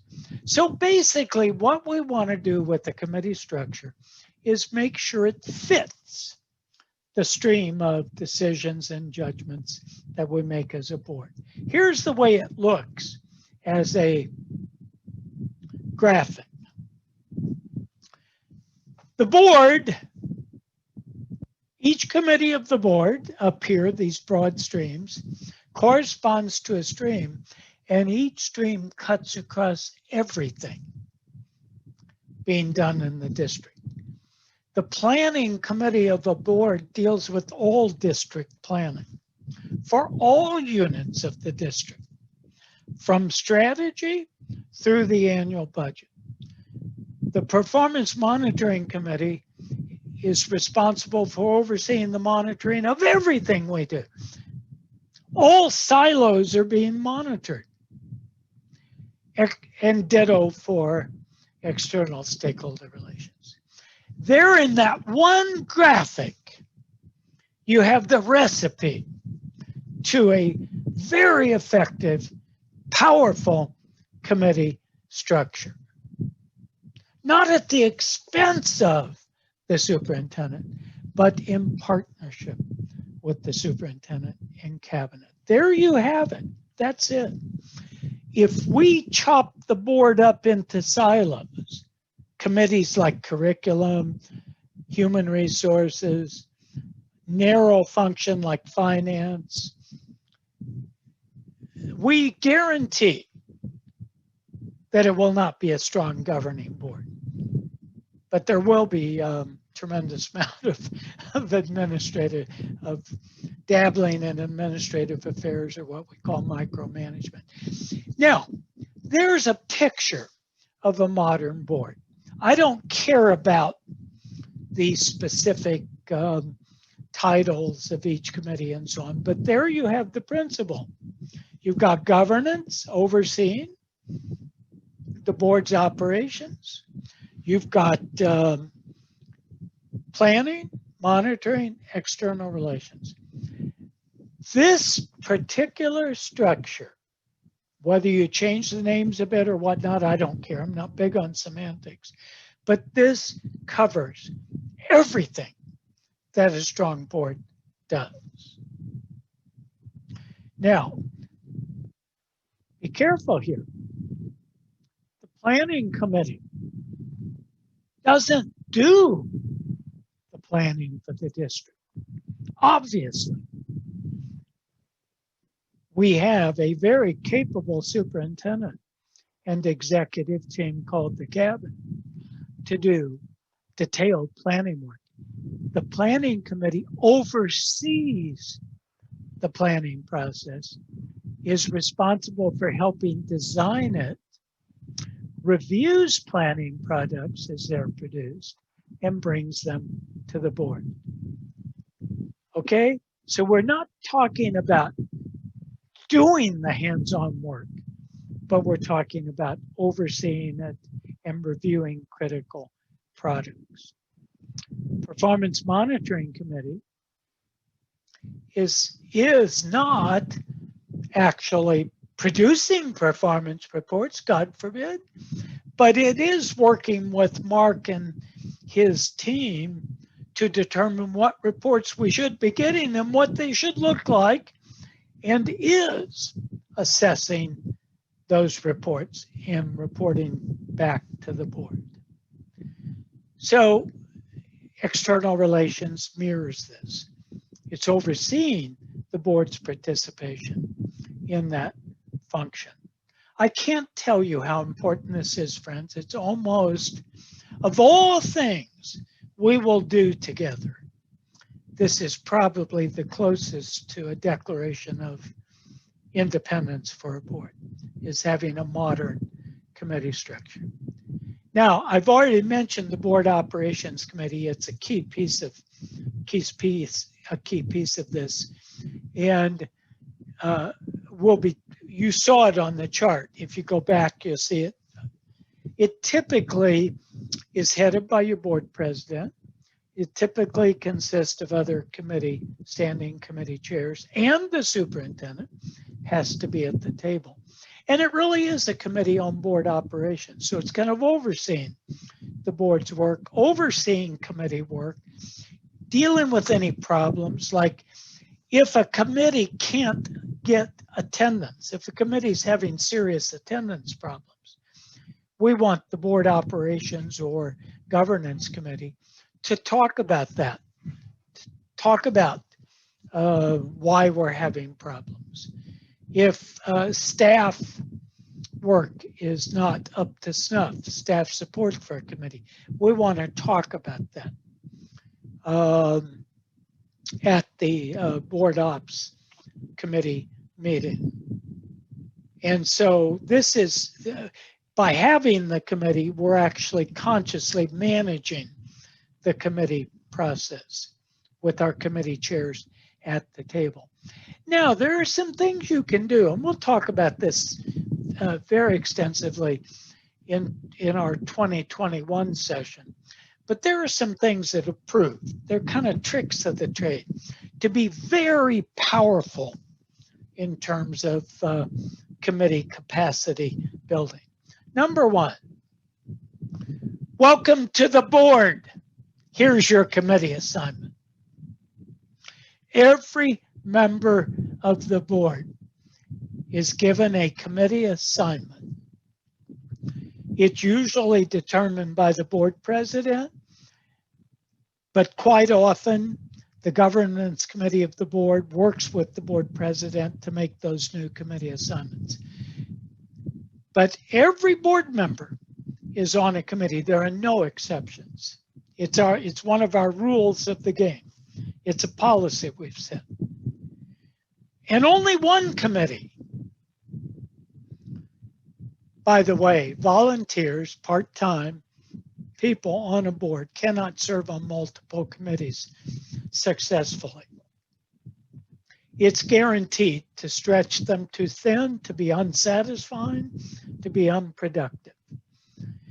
The only exception to the one committee limit is if you chair a committee, you will also be on the governance committee if you decide to do it that way. So during the year you chair a committee, you'll also, by definition, sit on the governance committee of the board. A second rule that's proved very, very effective. Now, these are policies, committee operating guidelines. You'll decide with my counsel, and we'll talk about it in real detail later. But a general rule around the country, and certainly every board I work with, is that every report at a full board meeting is presented by a committee chair or committee member. Period. Every board meeting is committee driven. Now, doesn't mean the superintendent and senior administrators are not at the table. Of course they are. And it doesn't mean they don't participate in reporting. Of course they do. But the committee chair takes the lead in presenting. And this is one way to demonstrate to the public at large, of course, that we are a self-governing board. We are not your everyday ordinary board. We're a cut above. We are a leading board. So imagine the chair of the Performance Monitoring Committee literally with slides presents an overview of our financial status. Now, this could be at a quarterly meeting, it could be at the monthly meeting of the board. You decide these kinds of things. But remember, the chair of the committee will turn to the superintendent and your chief financial officer to amplify, to address questions, and so on. So don't think we're cutting out the top administrators. What we're doing is enriching the board role in board meetings. So we're not cutting out Mark and his team. Now, another trick of the trade, committee trade, that's worked very well nationally is to make sure we rotate committee chairs and committee members. You decide the rotation rhythm, how often yourself. We'll talk about that. Sometimes it's annual, sometimes it's biennial or biannual. I have found annual works, but in the early years, maybe it's better to do it a biannual kind of approach. But by rotating, we do two things. We prevent unhealthy ownership on the part of board members. Now, what is unhealthy ownership? Okay, here's what it is. Karen is the member of our board that deals with finance. Karen's our financial expert. Karen is growing old as chair of the Performance Monitoring Committee because of that. We don't want that. We don't want anyone on the board owning a function. We want everyone on the board becoming expert in every key function of governing, monitoring, planning, external relations. And we're going to make sure that happens by rotating people. So we all get a crack at important governing functions. No one on our board is the resident expert, the go-to person in any area of governing. And by the way, I have never, and I've been around for a long time, I have never met a board member who could not present a financial report to the board, ever, if they're well supported, if they get special briefings from the CFO and team up with the CFO. And then finally, and when we follow through, by the way, I'm under contract to write a report. When we finally do have our, we're growing old together, but this thing's going to speed up. But when we finally have our full day meeting, I'm obliged to assist you with implementation of whatever we decide to do. And one of the things I'll be working closely with Mark on, and probably have a full day meeting with Mark and the cabinet, is how to staff these committees. If you decide we're going to upgrade our committee structure, then I will work with Mark to make sure that each committee receives the strong executive support it deserves. And one way of doing that is for Mark to assign a cabinet member to each committee. And I call them chief staff liaisons. You can call them anything you want. But there'll be one cabinet member who's primarily responsible for staff support. They don't do all the support, but they're responsible for making sure it happens. Now, I've already talked about variable structures, but you're a large enough board to have at least 3 standing committees, and maybe 4. So But be aware there is the option of fewer standing committees or virtual committees. We'll decide.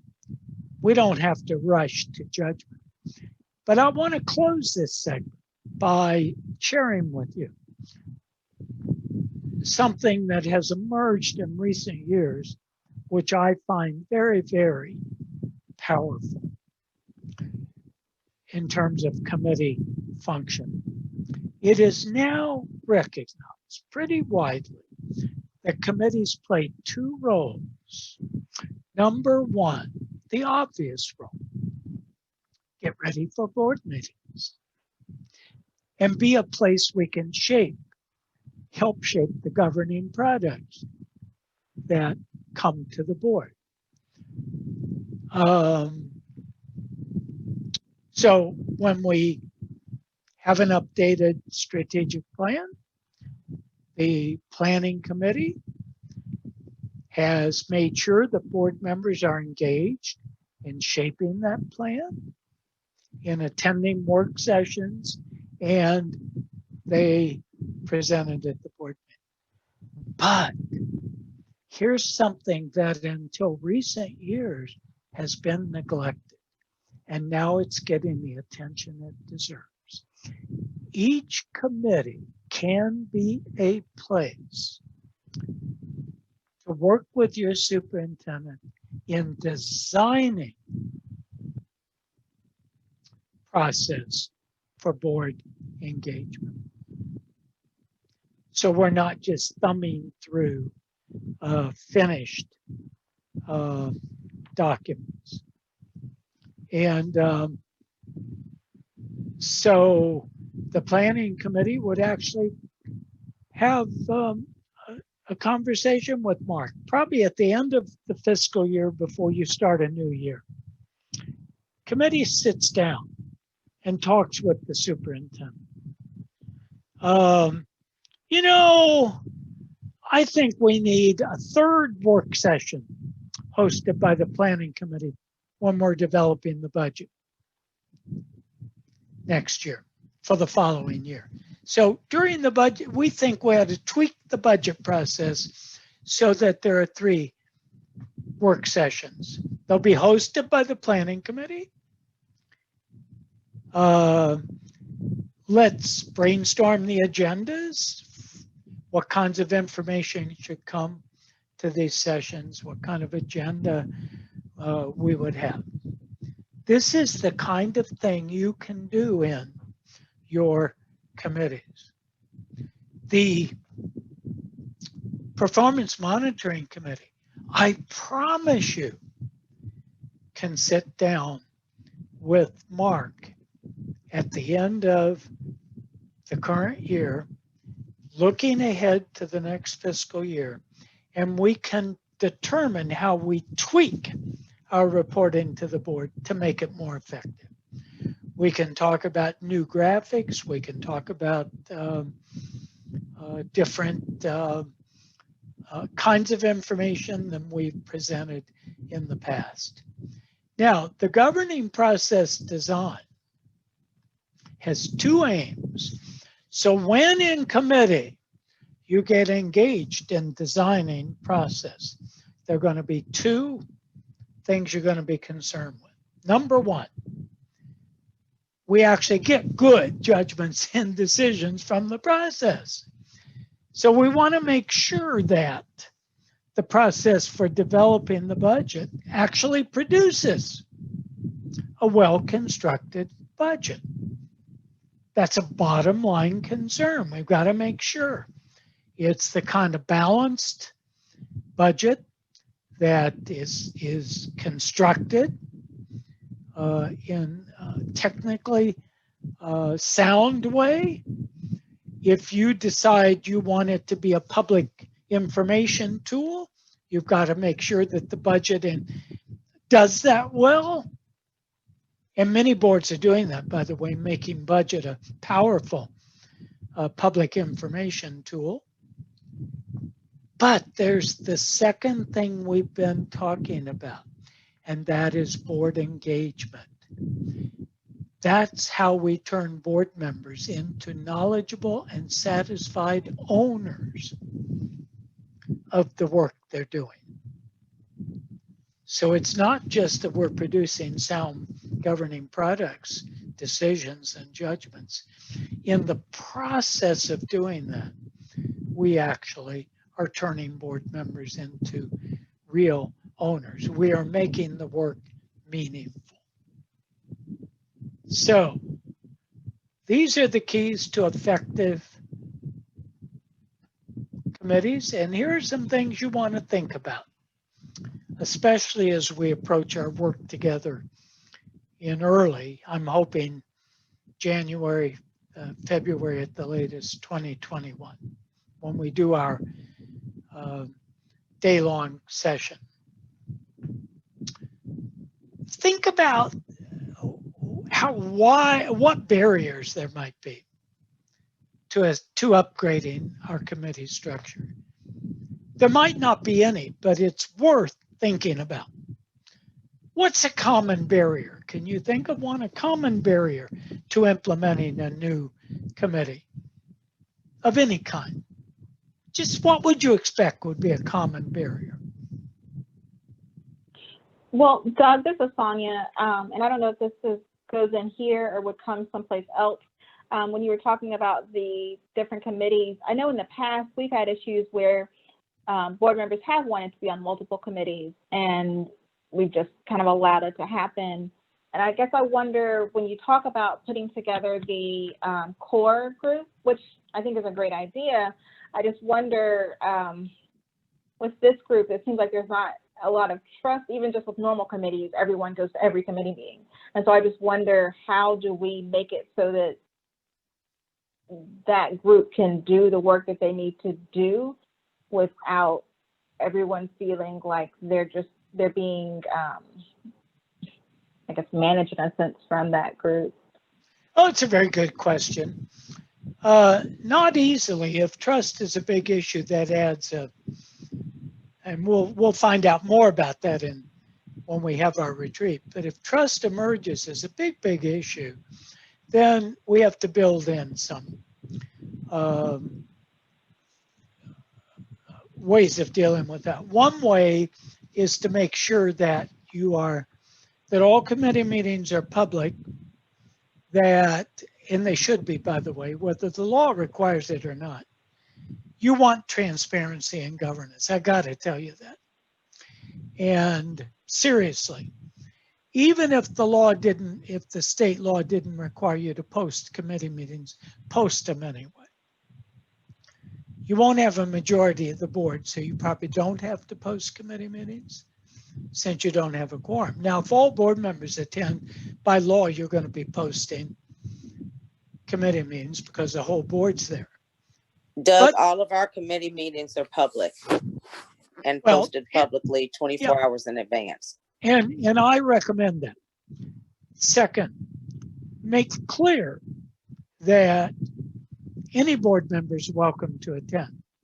Now, typically, one of your guidelines is they don't participate in the deliberations. But if they want to attend to observe a committee that's not the one they're on, fine. They're welcome. We could never prevent them from attending. But and also make sure you have very good reporting to the board. Typically, when we're implementing committees, I mentioned to you, in fact, I just spent a full day with the cabinet, superintendent and cabinet of a school district about the same size, 30,000 some students. That's roughly the range you're in, the 30, 40,000, the upper middle size. Aren't you in that range somewhere? We're in the 22,000, 21. Yeah, okay, so you're in what's called the medium size, upper medium size district. And well,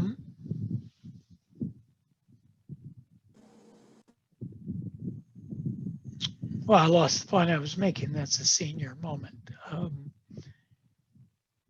we were talking about make sure you, got it.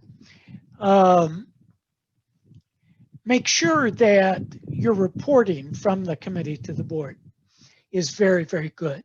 So everyone understands what went on at the committee meeting. Not minutes. In fact, minutes are never recommended for committees.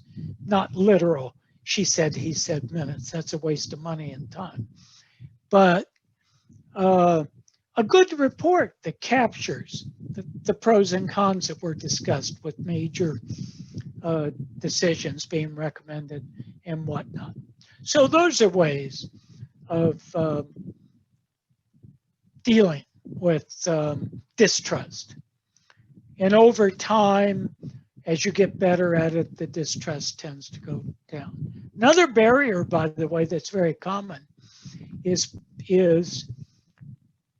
a new committee involves change, and not everyone loves change. I mean, people can be happy with the committee they're already dealing with. Believe me, I've heard that enough over the years.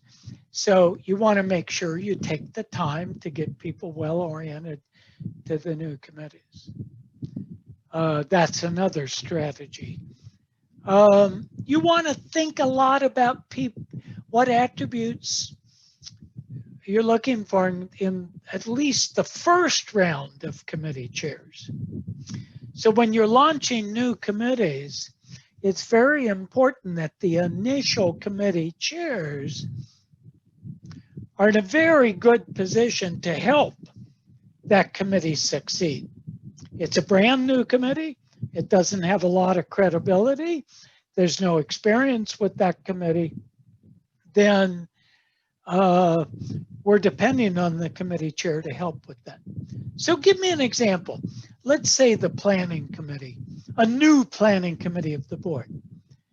What might you want the first chair of that new planning committee to be? Very passionate about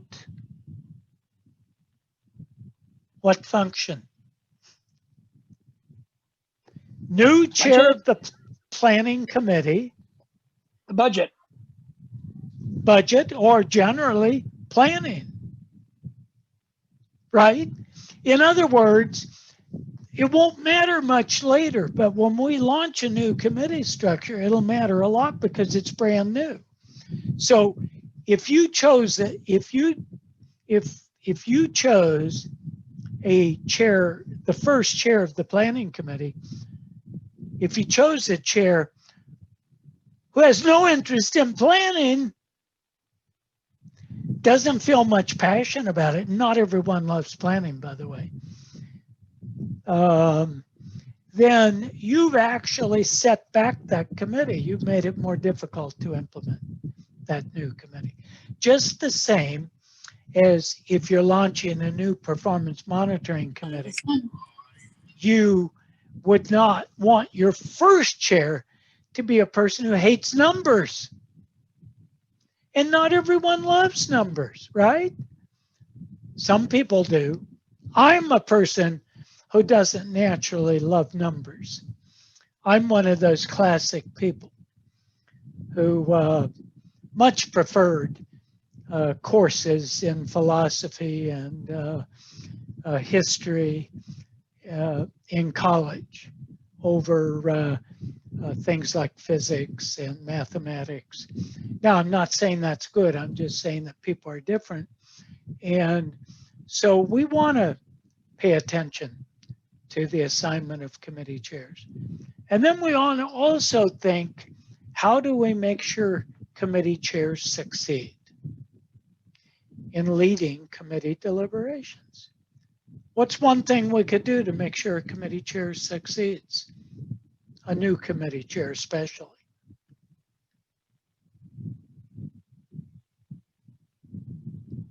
Yes? Well, you could involve the operations committee or the executive committee that's renamed to support them if they ran into trouble. Yeah, support them. And what could the chief staff liaison do, who's been assigned to that committee? Well, My first job, this is close to my heart. When I came back from teaching in North Africa, in Ethiopia, where I spent 3 years, my first job after graduate school, after I got back, was as chief operating officer of a large nonprofit. We restructured the board. I was chief staff liaison to the new performance monitoring committee of the board. Because I was chief operating officer, I was in charge of finance and things of that kind. Well, before every board meeting and before every committee meeting, well before every committee meeting, I trotted over to the committee chair's office. I sat down with the committee chair and we went through every item on the agenda. We went through the financial reports. I answered any questions. I brought with me the CFO who reported to me since I was chief operating officer. So my job was to make sure that my committee chair, and I did it for my years there, every committee chair I had, my job was to make sure they succeeded in that role. And if they succeeded, the committee tended to succeed. Well, my friends, we got a lot of fun stuff to talk about with committees in 2021. But I want your takeaway to be today on this quick tour that committees are a powerful tool for creative, meaningful board engagement. More than any other tool you have, if they are well designed and if they're well supported. And that leads us to a closing discussion. I want to talk with you about this most precious of partnerships, the partnership between the board and its chief executive officer. In your case, superintendent. Though I will tell you, around the country, there is an emerging new title for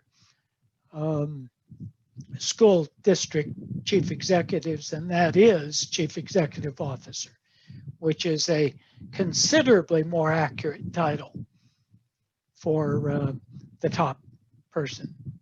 But it's right now only happening in very large school districts. So in Los Angeles, the title is Chief Executive Officer. In New York, in Cleveland, and in several of the larger districts. But I think you'll find it's a coming thing in K-12 education. But regardless of the title, this relationship is so critical to our success as a district. It deserves very serious attention. And I would say recent history in the Birmingham City Schools indicates that this relationship has not been always as well managed as it should have been, which means turnover has been higher than you would want. And it is very expensive to have frequent turnover of a chief executive officer. So let's talk about how to maintain this relationship. 4 keys we're going to be talking about next month to this. First, I'll repeat something, and that's we have to have a superintendent who really is committed to being a world-class expert in governance, to treat it as a top priority. I'm confident Mark is that person, but I've got to tell you, this is very critical, the 25 to 30% of the time. It's a top CEO function. And, you know, I read a really good book, and I thought I had it with me, but maybe I'm always handing books to people. And then I don't see the book again, so I'm always buying books to replace them. But Bob Iger's book on his work at Disney has a lot of good information. And he is a very brilliant CEO about his work with the board and how he became a very close colleague with the board. The new view of the superintendent is a colleague. In the nonprofit sector, very often a board member. In the public sector, not. So in K-12, typically not. But my nonprofit clients, very often, the CEO is considered a board member. In reality, the chief executive is a hybrid sort of position, part board, part staff. But we do need a superintendent, and I think you got the right person, who's totally committed to a strong board, not the least bit worried about keeping the board in its place, who wants to develop that board into a stronger body, and who knows how to do it, is very expert in this field. Number two, we got to have a committee responsible for the relationship. Otherwise, it will be in jeopardy. Believe me, it will not be managed. That committee ideally would be your governance or board operations committee. So add to its charge. Don't make it a separate personnel committee because we don't need that many committees. Its charge is maintaining this relationship. We need to be very clear about guidelines for interaction and communication. Board, superintendent, but also board cabinet, because that's an area where often problems do develop in school districts and other public organizations. And fourth, friends, evaluation of superintendent performance should be very, very well designed, because it is perhaps the most powerful tool you have for keeping the relationship healthy. When there is a parting of company, which is by definition very expensive, between a board and its superintendent, it is more often than not because of a lousy evaluation process that does not pick issues up and red flag them in a timely way. So they get unaddressed, they fester, and we have a parting of the ways. It's a sign of a bad evaluation process. So next month or in February, we'll want to home in on these things. But let's look at evaluation quickly, because it's so important.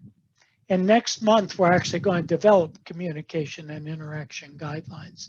And we'll talk a couple of minutes about them before we part company today at 4 o'clock Central Standard Time, 5 o'clock my time. Well, the reason you do evaluation is, this is kind of obvious, but don't forget, we really want continuous improvement in chief executive performance. And evaluation should help in that process.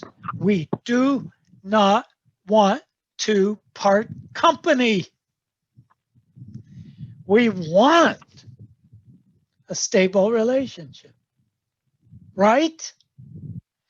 Second, it allows us to identify performance-related issues so that we can work on them. So evaluation, and particularly the issues that kill you, the political, human issues. Friends, they outweigh performance. I told you, When Mary Ellen Elia in Tampa was fired by the board, she was named Superintendent of the Year in Florida and was a finalist for Superintendent of the Year nationally. But the relationship broke because of the human psychological dimension. The board said, yeah, she's doing a pretty good job, but she didn't care about us at all. We're not engaged. So yeah, she's great. And somewhere else she'll be even greater, but it's not going to be here.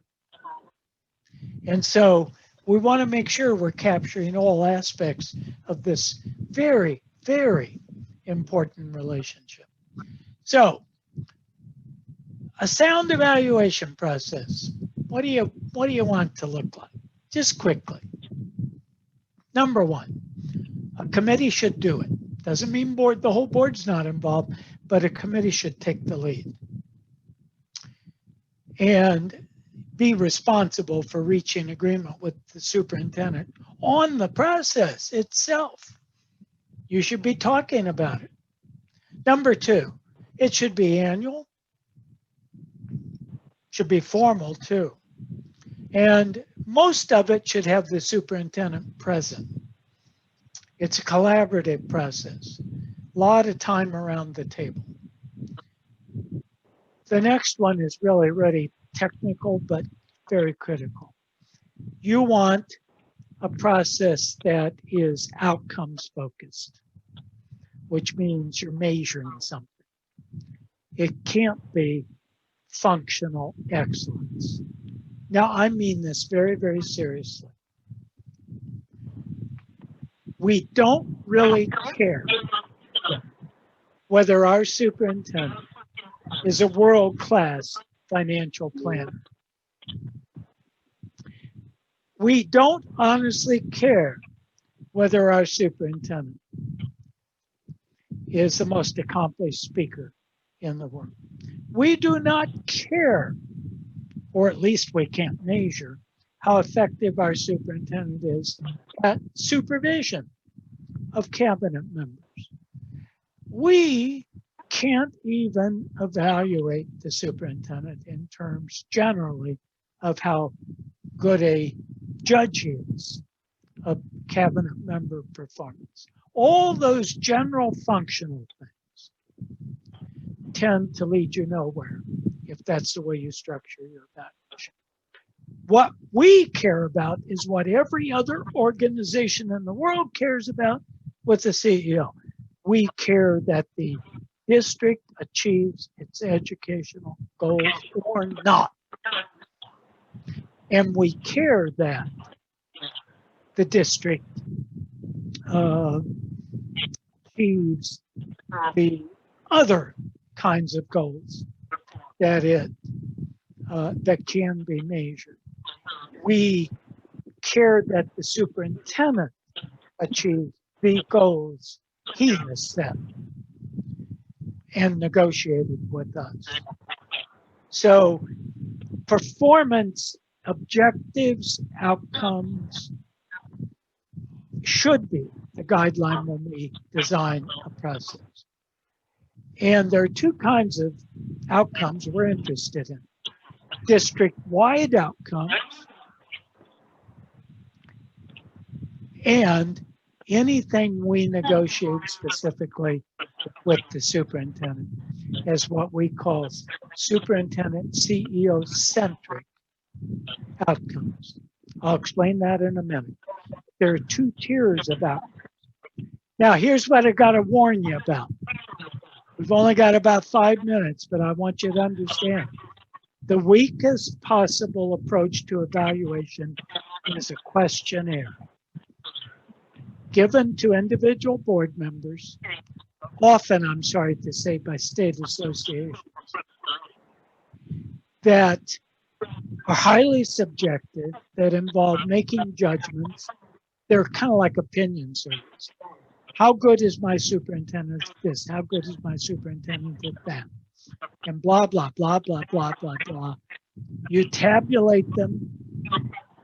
You come back together. You look at them.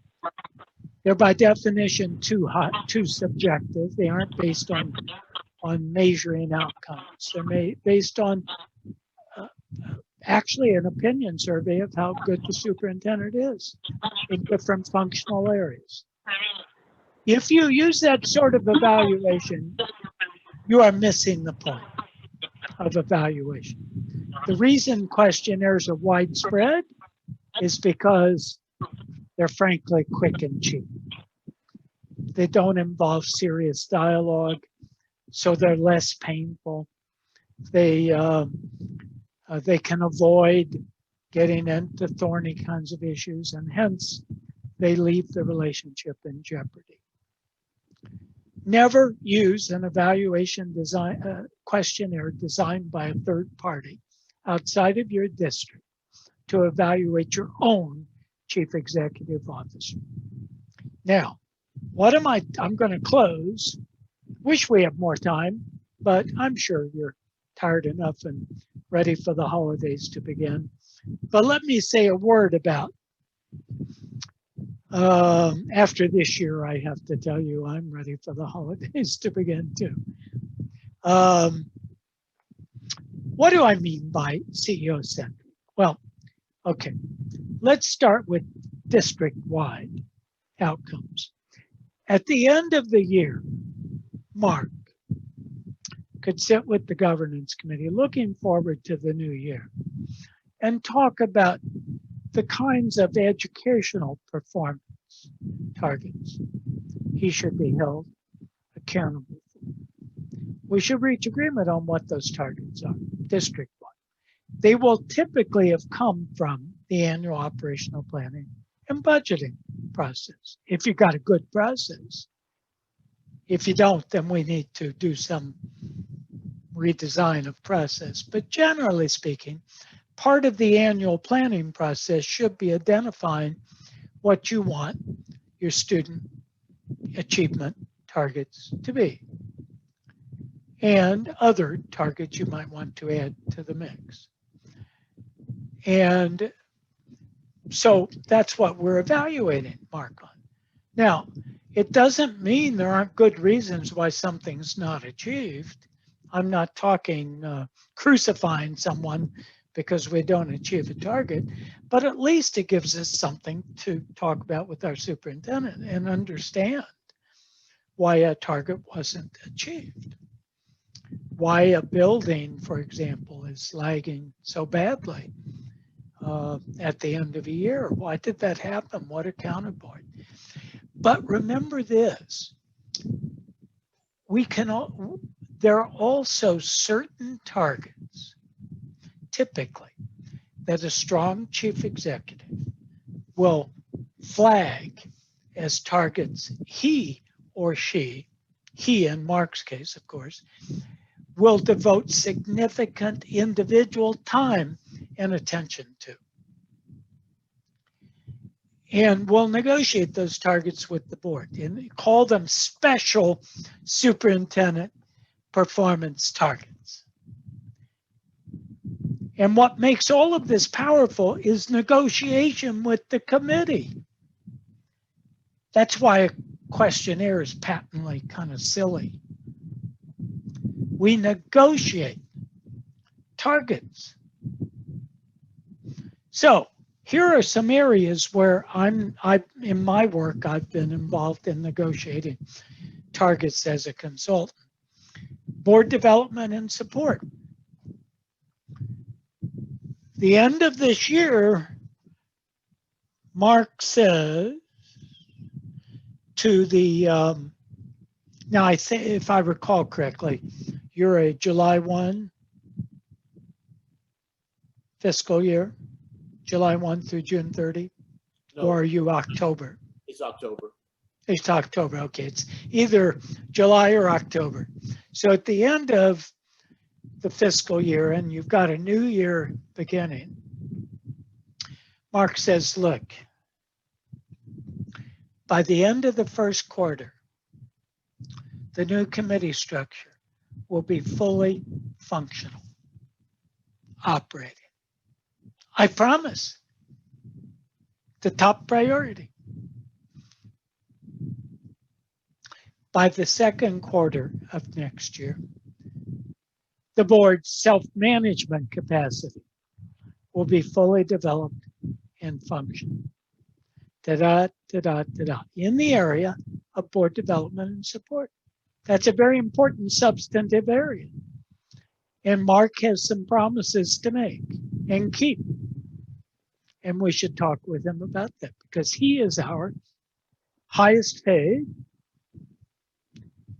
most powerful administrator and the only one reporting to us directly, typically, unless your CFO reports to you. Sometimes there's dual reporting, but typically the chief executive is your only direct report. In the area of internal management, maybe there are no targets Mark has, but if there's any area where he's going to make as a pet target of his improvement of some aspect of internal management, he negotiates it with the board. So I'm telling you right now, we are going to significantly upgrade the public relations function of the district. We've taken a hit with the press and the other media. We're not getting the credit we deserve. I myself am making this a priority.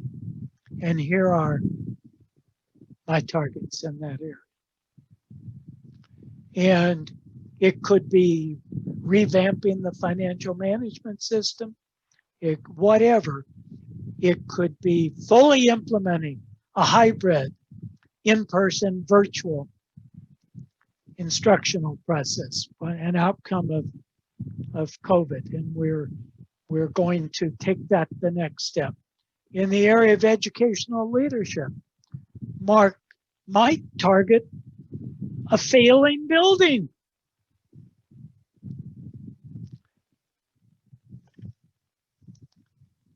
As his target.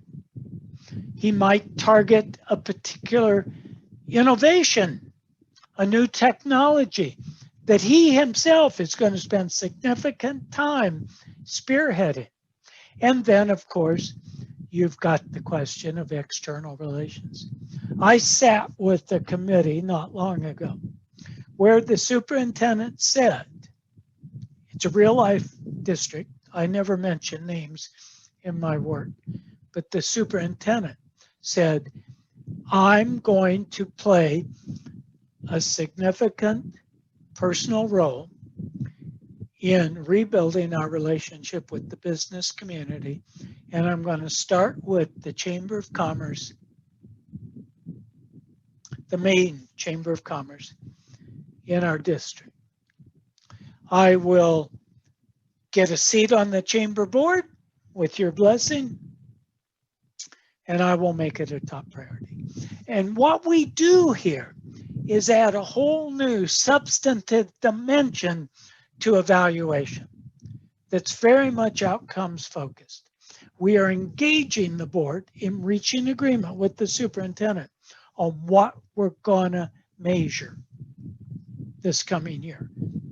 And we are avoiding these broad-brush sorts of functional excellence things, which tend to miss all the points.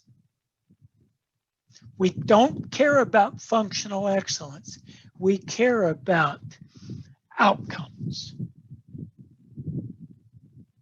like any other organization. So, questions to think about. We're over time, so I'm not going to go over these with you, but I'm going to leave you with them so you can think about them. Let me recap quickly the things we've said. Now, remember, we've sort of created a common language about governance the past 3 hours. We're taking it into the new year, and we're going to use it in an intensive process. Remember, in 2021, we are going to have an action plan written for taking this good board to the next level, making a good board a better board, a higher impact board, and ensuring a successful board superintendent partnership. And a couple takeaways today. One, friends, it's your board. It'll be as good as you want it to be. Number one, it is your board.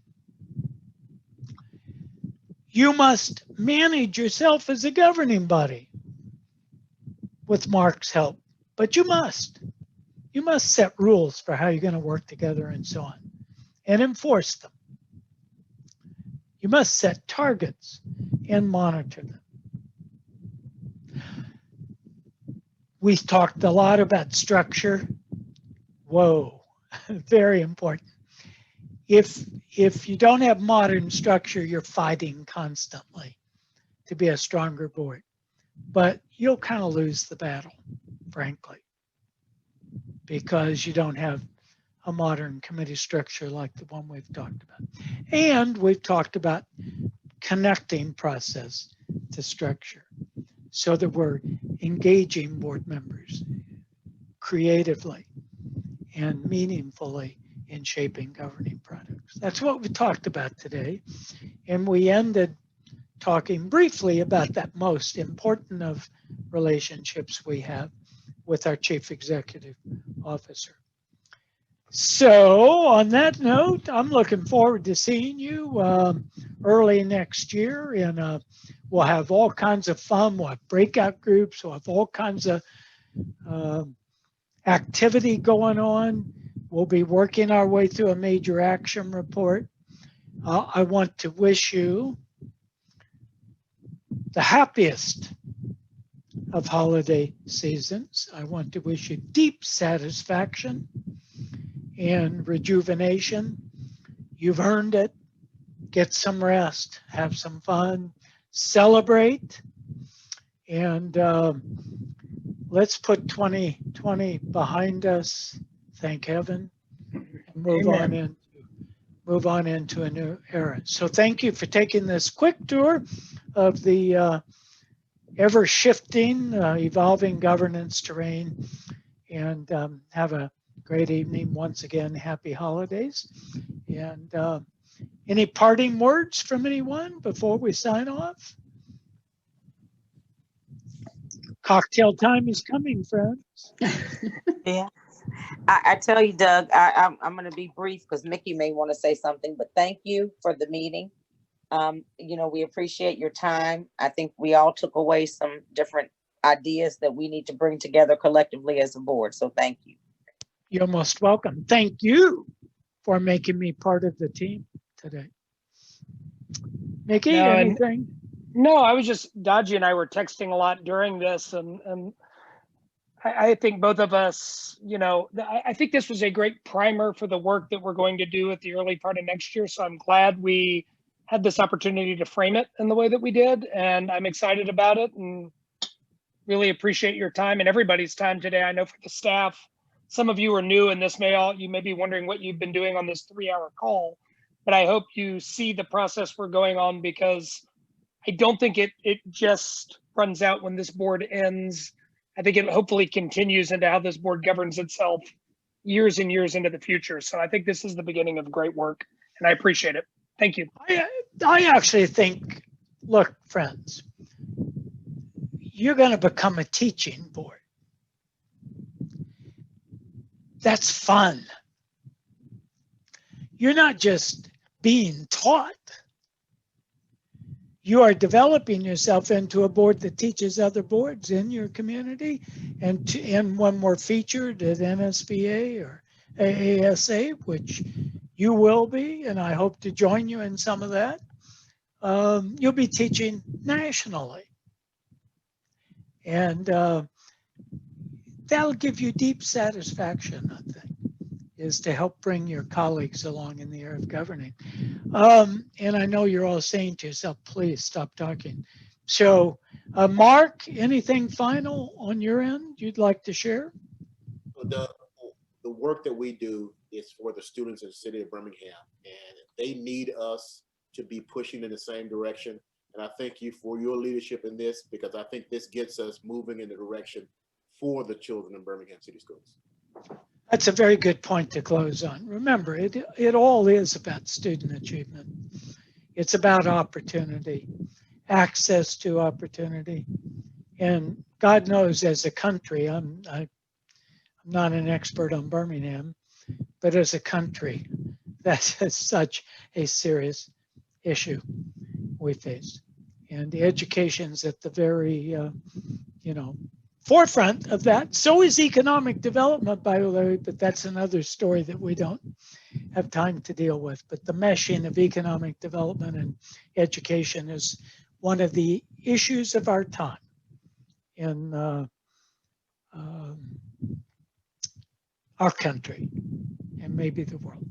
So happy holidays, everyone. And thanks for making me part of the family today.